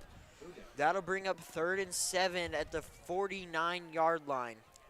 That's a crucial pickup for Westside. That would have been a big loss. Rizak takes the snap, and we get whistles before the snap. Flag, false start on the Warriors. 2nd one of the game. So that'll march Westside back. 3rd and 12 now. Yeah, Zach, I don't think that one's going to get picked up. So that one will definitely be a loss for Westside. 9:08 and ticking. The clock continues to run down. Westside up 47 here. That false start backs the Warriors up. 3rd and 11 now. Rizak takes the snap, fakes the handoff to Gok, running up, looking down the sideline to Caleb Benning, wide open down to the 10, inside the 5, still fighting. He'll get in the end zone. Oh, my. Caleb Benning with a big fight. He'll get himself on the scoreboard. 53-0 Westside. Yeah, that's just a great individual play from Anthony Rizak, but also Caleb Benning. He's just one-on-one with the cornerback, and he does a great job of getting himself open. Anthony Rizak rolls out and finds him on the pass. That's just a beautiful play from Westside, and then especially after the fact when Caleb Benning just powers his way into the end zone. Will Bowerly on for the PAT, looking to make it 54-0. And it's good, straight down the middle. 54-0, 8:42 in the 3rd quarter. We'll take a quick break here on the WTV Live Network, and we'll have Creighton Prep's first drive of the half.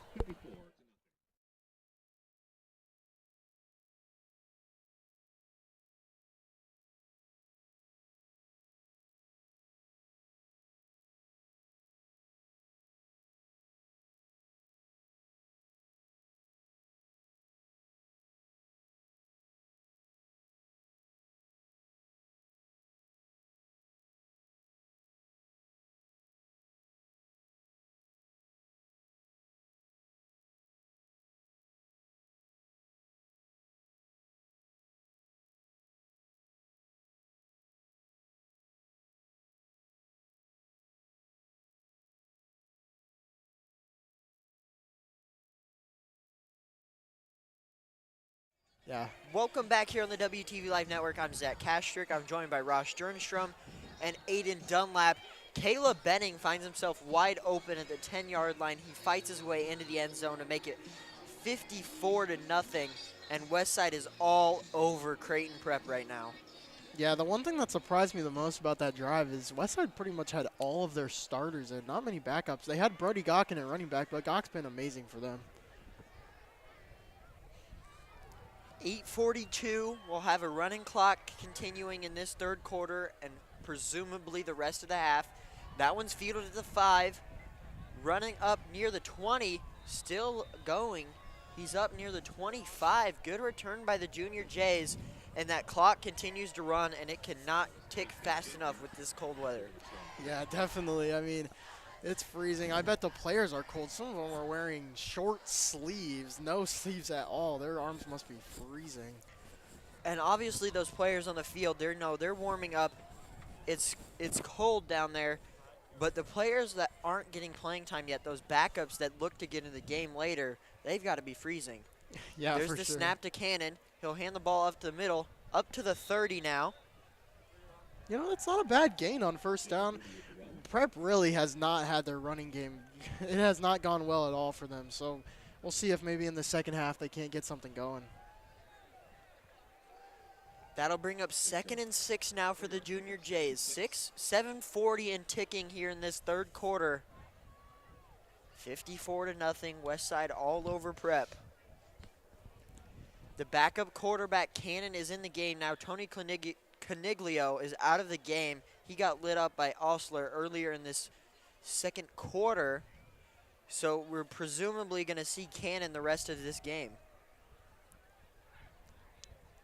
Here's a quick draw up to the right side. Nowhere to go there. Michael Long is tackled down after a gain of 4. That'll bring up 3rd down now for the Junior Jays. Yeah, that was a great job by Westside's defense. The defensive line just filled their gaps really well, and the linebackers kind of just came in and made the tackle. That brings up 3rd and 2. Creighton Prep will break the huddle, looking to continue this drive by picking up a first down. I formation here for the Junior Jays. Cannon under center. He'll hand the ball off to the back man, and he is going to be upended short of the first down marker. Great stance by the Westside D-line. Yeah, I mean, this Westside D-line has played unbelievable today. Creighton Prep has had no luck in the running game, and that's pretty much like just an overall look of how this game has gone for Creighton Prep. Just a lot of tackles for loss and just a lot of stuff. Creighton Prep will have to punt the ball once again. 54-0, 6 minutes left here in the third quarter. This quarter's going by much quicker with the running clock.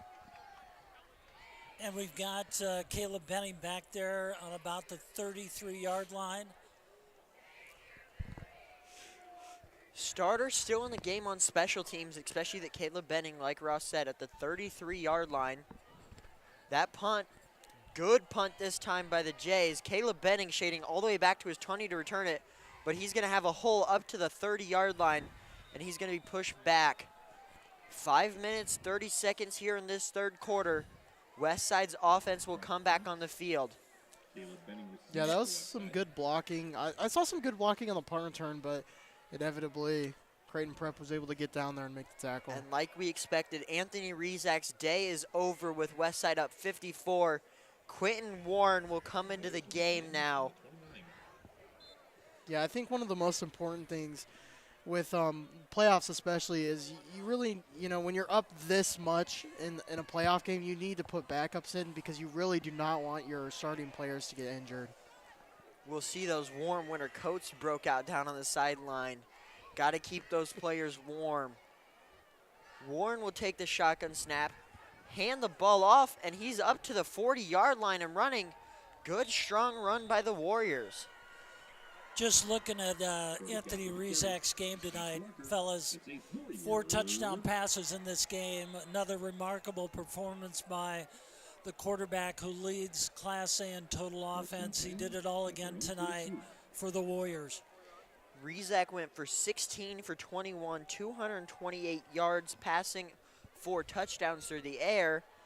It's a quick little gain there for the Warriors, and rushing yards for Rezak, 86 and no touchdowns. So another phenomenal performance for Anthony Rezak. You know, guys, there's a big debate in this state right now. Who's the best quarterback in the state? Is it Jeff Tamala from Millard South? Is it Daniel Kalin from Bellevue West? And you got to look at Anthony Rezak. He's not getting a lot of looks from a lot of college recruiters. He made trips to Notre Dame, Kansas, North Dakota State, but he hasn't gotten quite the attention that Danny Kalin's got from Bellevue West.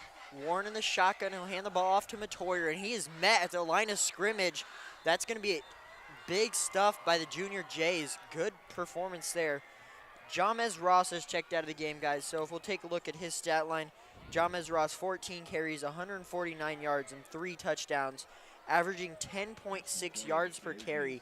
So what a night for Jamez Ross. Yeah, Jamez scored 3 touchdowns against Creighton Prep in the first meeting back in August, and he's got 3 tonight too. So it's like a double performance by Jamez Ross against the Junior Jays.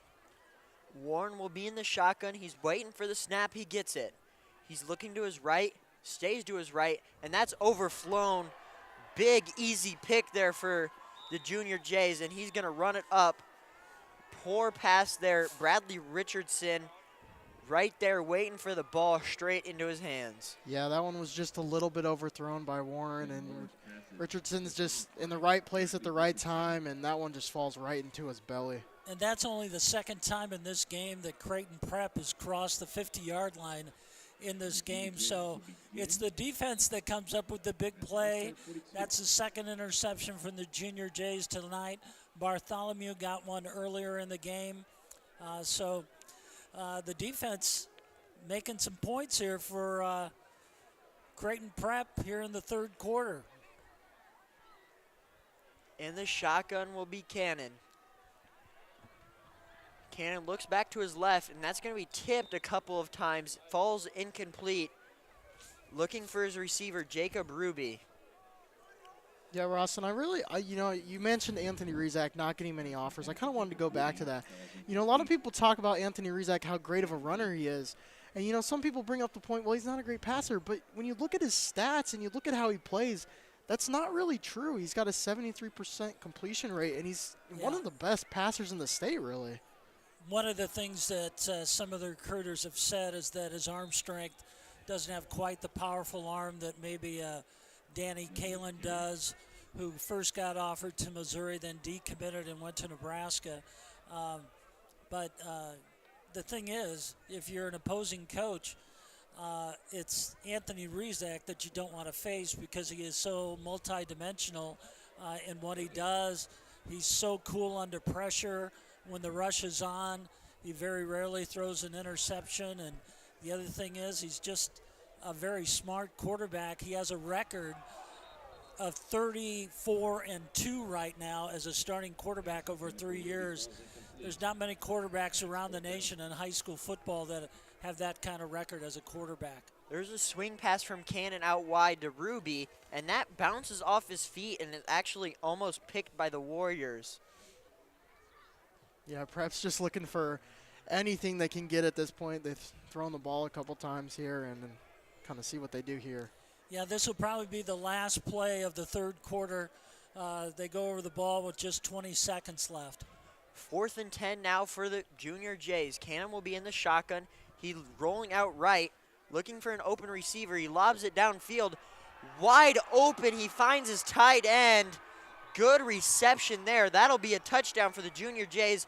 Michael Burt on the receiving end. Junior Jays get on the board. Yeah, it looks like maybe flagged, but you know, when I look at that play from a defensive perspective, Westside had no safety back there. They're just playing straight man coverage, and just a great job of beating his man and getting in the end zone. Well, Burt's a big top target downfield. He's 6'6", 235. He caught a big pass in the first game against these two teams. He does it again tonight. This time he goes in for 6 points.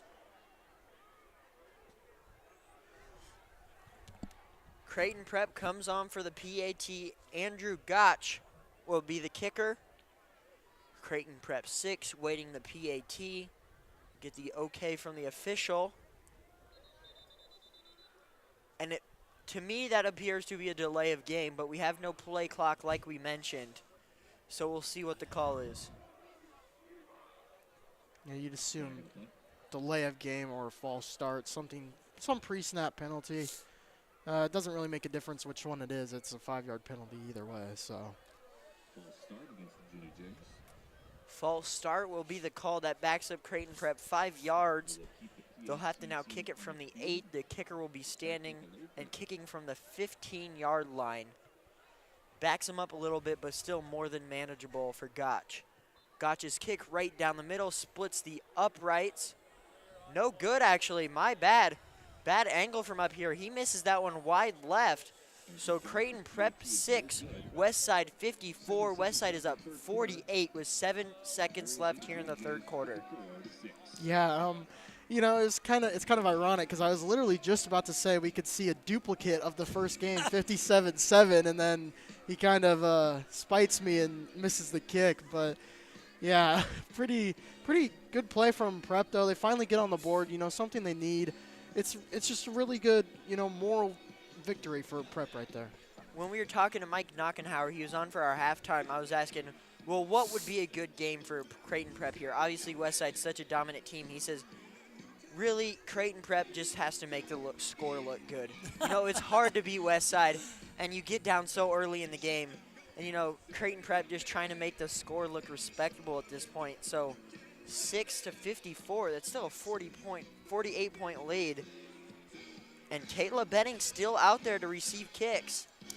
Look at where they're marking the kickoff line. It's on the west side, 45-yard line. Yeah, and I believe, Ross, I think there was a roughing the passer call on that touchdown, and Westside must have accepted it on the kickoff, which is why it is so far up. Kayla Benning standing at the goal line, and Gotch's kick with all that extra yardage, that'll sail through the back of the end zone for a touchback. 7 seconds here remaining in the third quarter. Westside 54, Junior Jays 6. Yeah, we'll see what Westside does here. You know, obviously going to bring some backups in. It's good for them. You know, they get the younger guys in, see what they can do. But also, you just want to make sure again that you that you take your starters out, mostly due to the fact that you do not want any injuries, especially going into the second round. You know, you're going to have to either play Papillion La Vista or Bellevue West, which is a really close score, actually. Once again, we'll see all those backups into the game for the Warriors. In for a quarterback, it looked like Braylon Warren this time. Quentin Warren threw a pick last time. So it is Braylon Warren in at quarterback. He'll hand the ball off there. Quick little gain. Loss of maybe 1 or 2 yards on first down. But that takes us to a break here after the third quarter ends. Westside 54, Creighton Prep 6.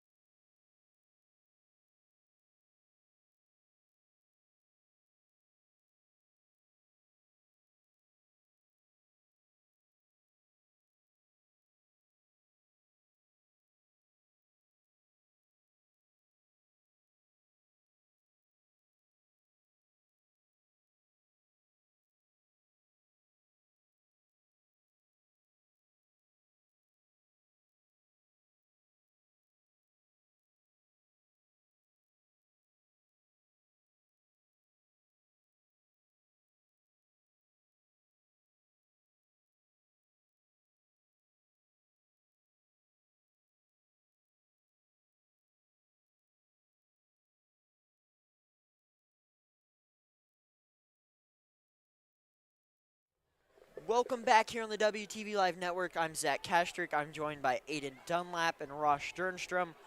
Westside up 54-6 as we enter the fourth quarter. Westside has the ball. Braylon Warren is in at quarterback now with the huge lead. Quentin Warren threw a pick on the last drive for the Warriors. That's a handoff up the middle. Big hole for the Warriors. And even the backup O-linemen are creating big holes for the running backs. Yeah, I mean, the game plan for the rest of the game for Westside is pretty set in stone here. You know, they're just going to keep running the ball. They want to, you know, just finish the game off and get the win here.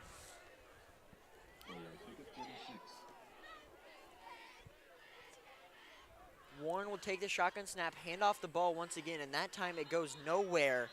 The loss of yardage is on the play. That'll bring up fourth down now for the Warriors. And it looks like the offense will come off the field on 4th and 6, and the punt unit will come on. This is the first time we're seeing a punt here by the Warriors today. Yeah, that's pretty impressive to not punt the entire game. But, you know, we'll finally see a punt here from Westside. Probably Will Bowery. What am I seeing here? Anthony Rezak runs from the far side of the field. And he's in on special teams. Anthony Rizak in as a blocker for Will Bowerly on this punt. That bounces and received at the 43-yard line and then hit big at the 42. I want to mention Anthony Rizak coming out on special teams. You know, he's that do-it-all on offense, and he came out of nowhere. Just kind of hopped in on the special teams unit. Yeah, it's kind of interesting to see. You know, Anthony Rizak, you don't usually see him on playing, you know, maybe earlier in his career you'd see him on defense, but he's the quarterback, and he comes in on special teams to help block. Prep will begin at their own 40. Creighton Prep will begin this drive at the 40. Cannon will be in the game once again. Caniglio out with an injury after Jonquel Osler lit him up in the second quarter. Quick little fake handoff, and he cannot find the open receiver. That's Kaden Bosievich on the receiving end, but it falls out of his hands incomplete. 9:45 and ticking now in the game. Caden Bosilovac. That's how we would say that name, Caden Bosilovac. It's a handful. Yeah, I just want to mention there, though, that pass did look like it was a little bit behind him, which is why he was unable to grab that one. Cannon takes a shotgun snap. He hands the ball off, get to the 42, 43-yard line. Gain of 3 on second down. That'll bring up 3rd and 7. You know, this is an interesting fact, guys. You know, this Westside defense has been so good this year, and they've been compared to the Westside state championship football team that won back-to-back titles in 81 and 82. In that state playoffs, they had 3 back then playoff games, and they shut out every opponent in the playoffs. So that 6 points makes a difference. I'm sure the defense would like that one back. Yeah, for sure. You got to credit Burt on that catch, though. That was an amazing catch from him. Cannon takes a shotgun snap. He's rolling out left, looking for an open receiver, and that one's going to be almost picked off. Bounces through the hands of a couple Warrior defenders. And, guys, I want to point out, we said it's freezing, right? Creighton Prep student section has no shirts on right now. I cannot imagine what they are going through right now. Yeah, you can see him up in the upper left-hand corner of the screen on TV. And, you just wonder what the academic ranking is there, what they're thinking right now. They have got to be just enjoying their last football game of the year here. And I could tell you right now, I would not be doing that. I am freezing. Oh, they're called the Creighton Prep Crazies, and there's a reason for that. But it's a great student body and great student cheering section that they have. But, yeah, they're getting in the spirit a little bit of the holidays. Creighton Prep on to punt here, but boy, is Creighton Prep fans just enjoying their last football game of the year, making everything of it. The punt will bounce at the 27-yard line and rolling back down inside the 20. It'll be down to the 18-yard line. Yeah, that's a pretty good punt. You know, speaking of the Creighton Prep student body, you guys, they have a big game right before Christmas every year, their basketball game, and they all dress up in their Christmas sweaters, and they do skits out on the floor, and it's a big party when they have that in December right before the holidays. But it's a big celebration, so that's not unusual for them to wear their attire like they are tonight. Yeah, they're definitely a very, very passionate fan base. Shotgun snap for Warren. He'll hand the ball up off to near the 25-yard line. Quick little gain of 9 yards on first down. Yeah, that was a huge hole. I saw that hole all the way from up here. It's just a great job blocking. I mean, you probably could have fit a car through that hole. Yeah, it would be nice if Westside could just drive the ball all the way down the field here. Oh, we got a Creighton Prep player down at the 31-yard line. They're going to come out and look at him. Just, it's brutal out here, folks. It's about 30 degrees with the wind chill, the real factor, real feel weather-wise, probably about 25 degrees right now. And, the bones are brittle out there in this cold. Yeah, me and Zach actually took a little walk down to the field at halftime, and I think me and Zach, our knees were both kind of locking. You know, we've been sitting for so long. Hey, fellas, your knees are fine compared to mine. Come on, you guys are young. My dad would say the exact same thing. Absolutely. That just goes to show, though, how cold it is out here. So I'd like to say to those fans at home, smart decision not to come today and enjoy the nice weather at your house. At halftime, I think about half the crowd left. Everybody was either going to their cars to warm up or going home to watch the rest of the game.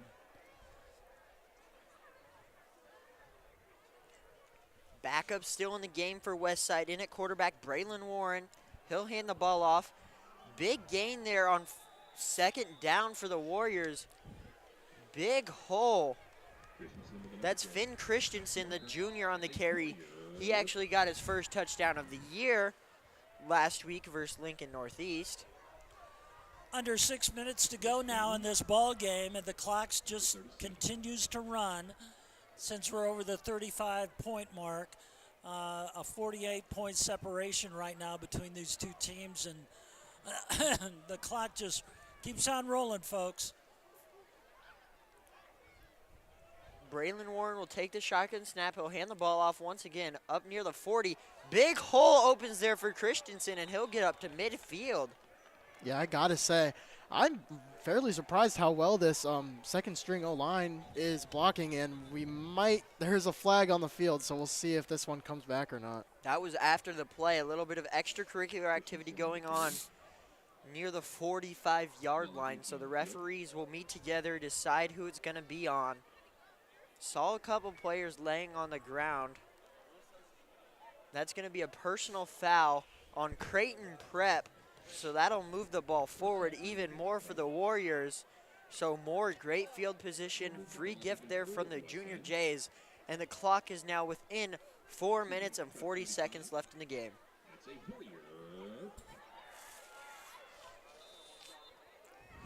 Warriors will come up to the line. Warren will be in the shotgun with a back to his right.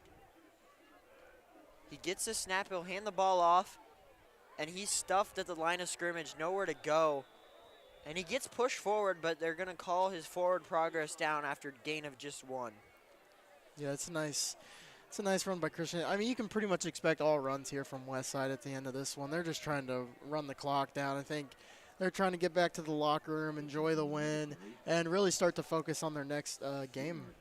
Fellas, we got to come up with a player of the game to interview afterwards. Any nominees off the top of your head?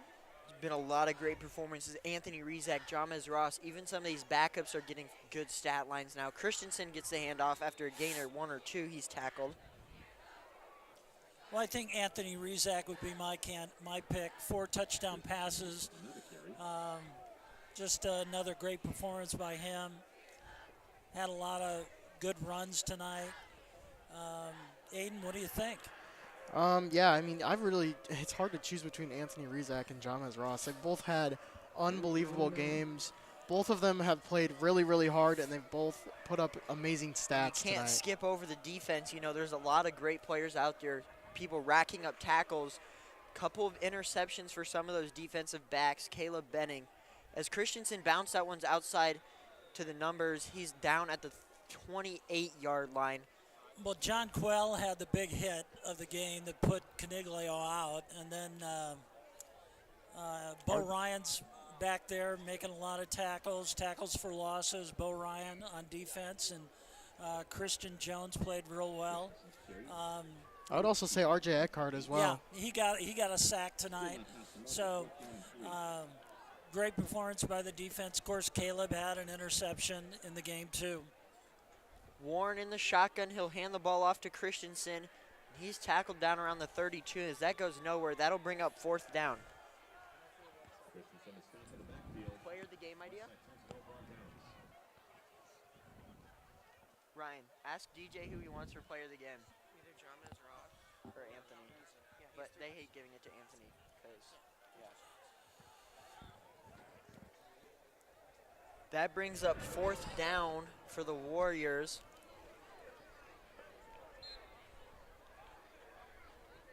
Curious to see what they do here.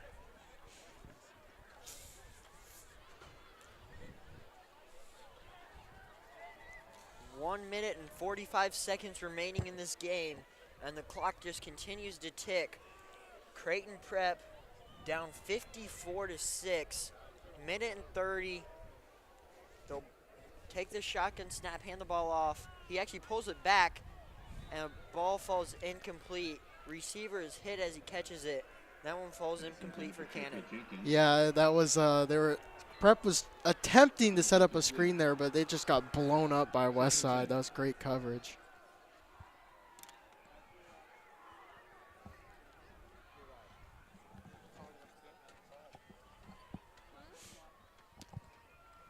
Handoff to Ruby up the middle. Pickup of about 4. It's just now a minute remaining. And looking forward, it'll be the Bellevue West Thunderbirds who will await the Warriors next week in the state quarterfinals. Cannon hands off to Ruby once again. He'll get out to about the 40, picks up a first down.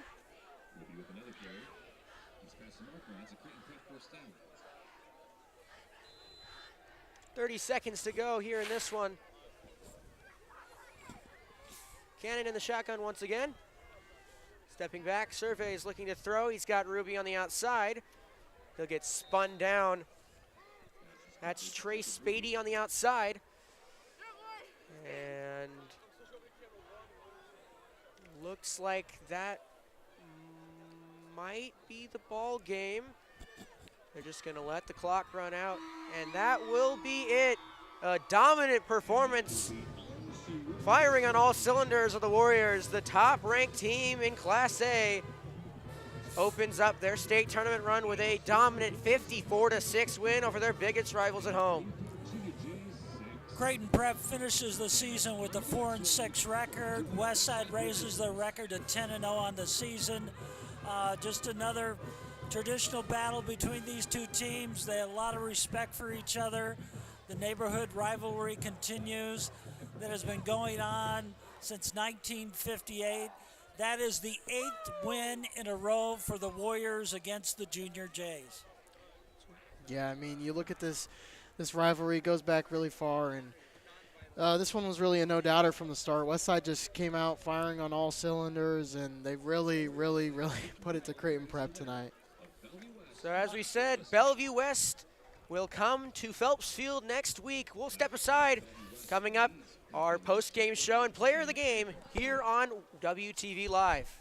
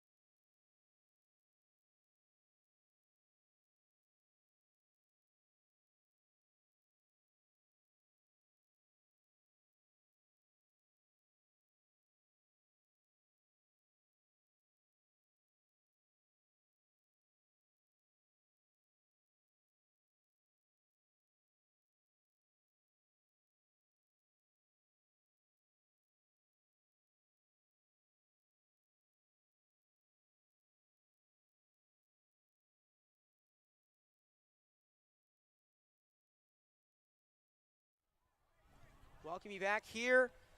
Final from Phelps Field, Westside with a dominant 54-6 win here in the first round of the Class A playoffs. Mike Knockenhauer alongside Ross Jernstrom here on the post-game show. Ross, what did you see tonight, and what excites you about this Westside team going forward in the state tournament?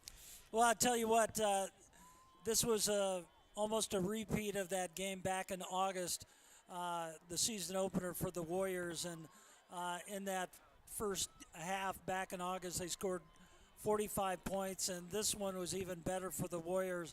It started off in the first quarter on their opening possession. They drove downfield and scored on a 17-yard run by Jamez Ross to make it 7-0. with 7:05 left in the first quarter. Then with 3:52, Westside drove 59 yards and scored on a 14-yard run. Again, it was Jamez Ross with the touchdown to make it 14-0. Then with 2:56 left in the first quarter, Westside drove 65 yards downfield and scored on a 5-yard pass from Anthony Rezak to Christian Jones. That made it 21-0. Then Westside drove 77 yards with just 13 seconds left, scored on a big 46-yard pass from Anthony Rezak to Christian Jones. They tried a 2-point conversion, but it was no good, and Westside led 27-0. In the second quarter, Westside drove 70 yards, and they scored at 5:08 left in the half. Bo Ryan, a 2-yard touchdown run. The 2-point conversion was no good again, and that made it 33-0. Then Westside drove 58 yards and scored at 1:55 left in the first half. It was Rezak to the tight end Trevor Spady for a 15-yard pass for a touchdown. That made it 39-0. Then with 43 seconds left in the half, Jamez Ross scored on a 10-yard run. That was his third touchdown of the game. So Westside led 47-0 at halftime. And then they weren't done. In the third quarter, Anthony Rezak with a long pass to Caleb Benning, the Nebraska recruit, with 8:42 left. That made it 54-0. Then Creighton Prep got on the scoreboard with a pass to Michael Burt, made it 54-6. The extra point was no good, and that made the final score Westside 54 and Creighton Prep 6. So, yep, as you said, just an all-around dominant performance. 563 total yards of offense from the Warriors. Just an all-around dominant performance, as was expected. I mean, we saw earlier in the year 57-7 here to open things up at Phelps Field, and a lot of the same here tonight, 54-6, as we said. As we'll send it down now to our player of the game interview, Jamez Ross.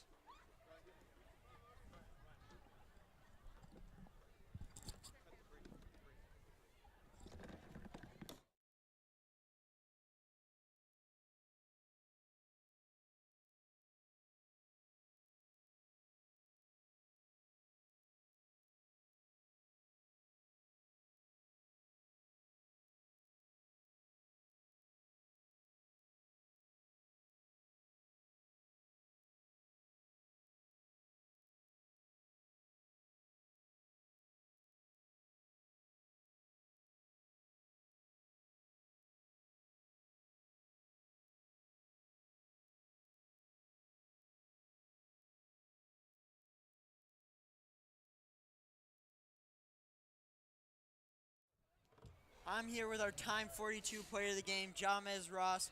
149 yards, 3 touchdowns. What a night. What worked out there so well for you guys? Just coming out and playing hard. The O-line, we been working on taking our good first steps, just coming off the ball aggressive every single play, and that's what we did today. You know, you got some great teammates. You mentioned that O-line, Anthony, just giving you the ball flawlessly. What does it mean to have such a good team around you? It's the best thing ever. When you got a great team around you, you play good. Just the support there and the coach there, everything's great. You had a couple of big runs out there, a couple for touchdowns. Walk me through those plays. I just know I need to just lower my shoulder this week and just start getting in the end zone more, and that's what I did today. You move on to the second round of the state playoffs. It's looking like you're going to play Bellevue West next week. What is your mindset in working down the calendar versus Bell West? Same thing as we want to go out, make everyone tap out. We want to play to our standard, nobody else's standard. Once again, Jamez Ross, 149 yards, 3 touchdowns. What a night by Jamez Ross. Thank you all for tuning in. Thank you to the entire WTV Live crew. We'll see you next week.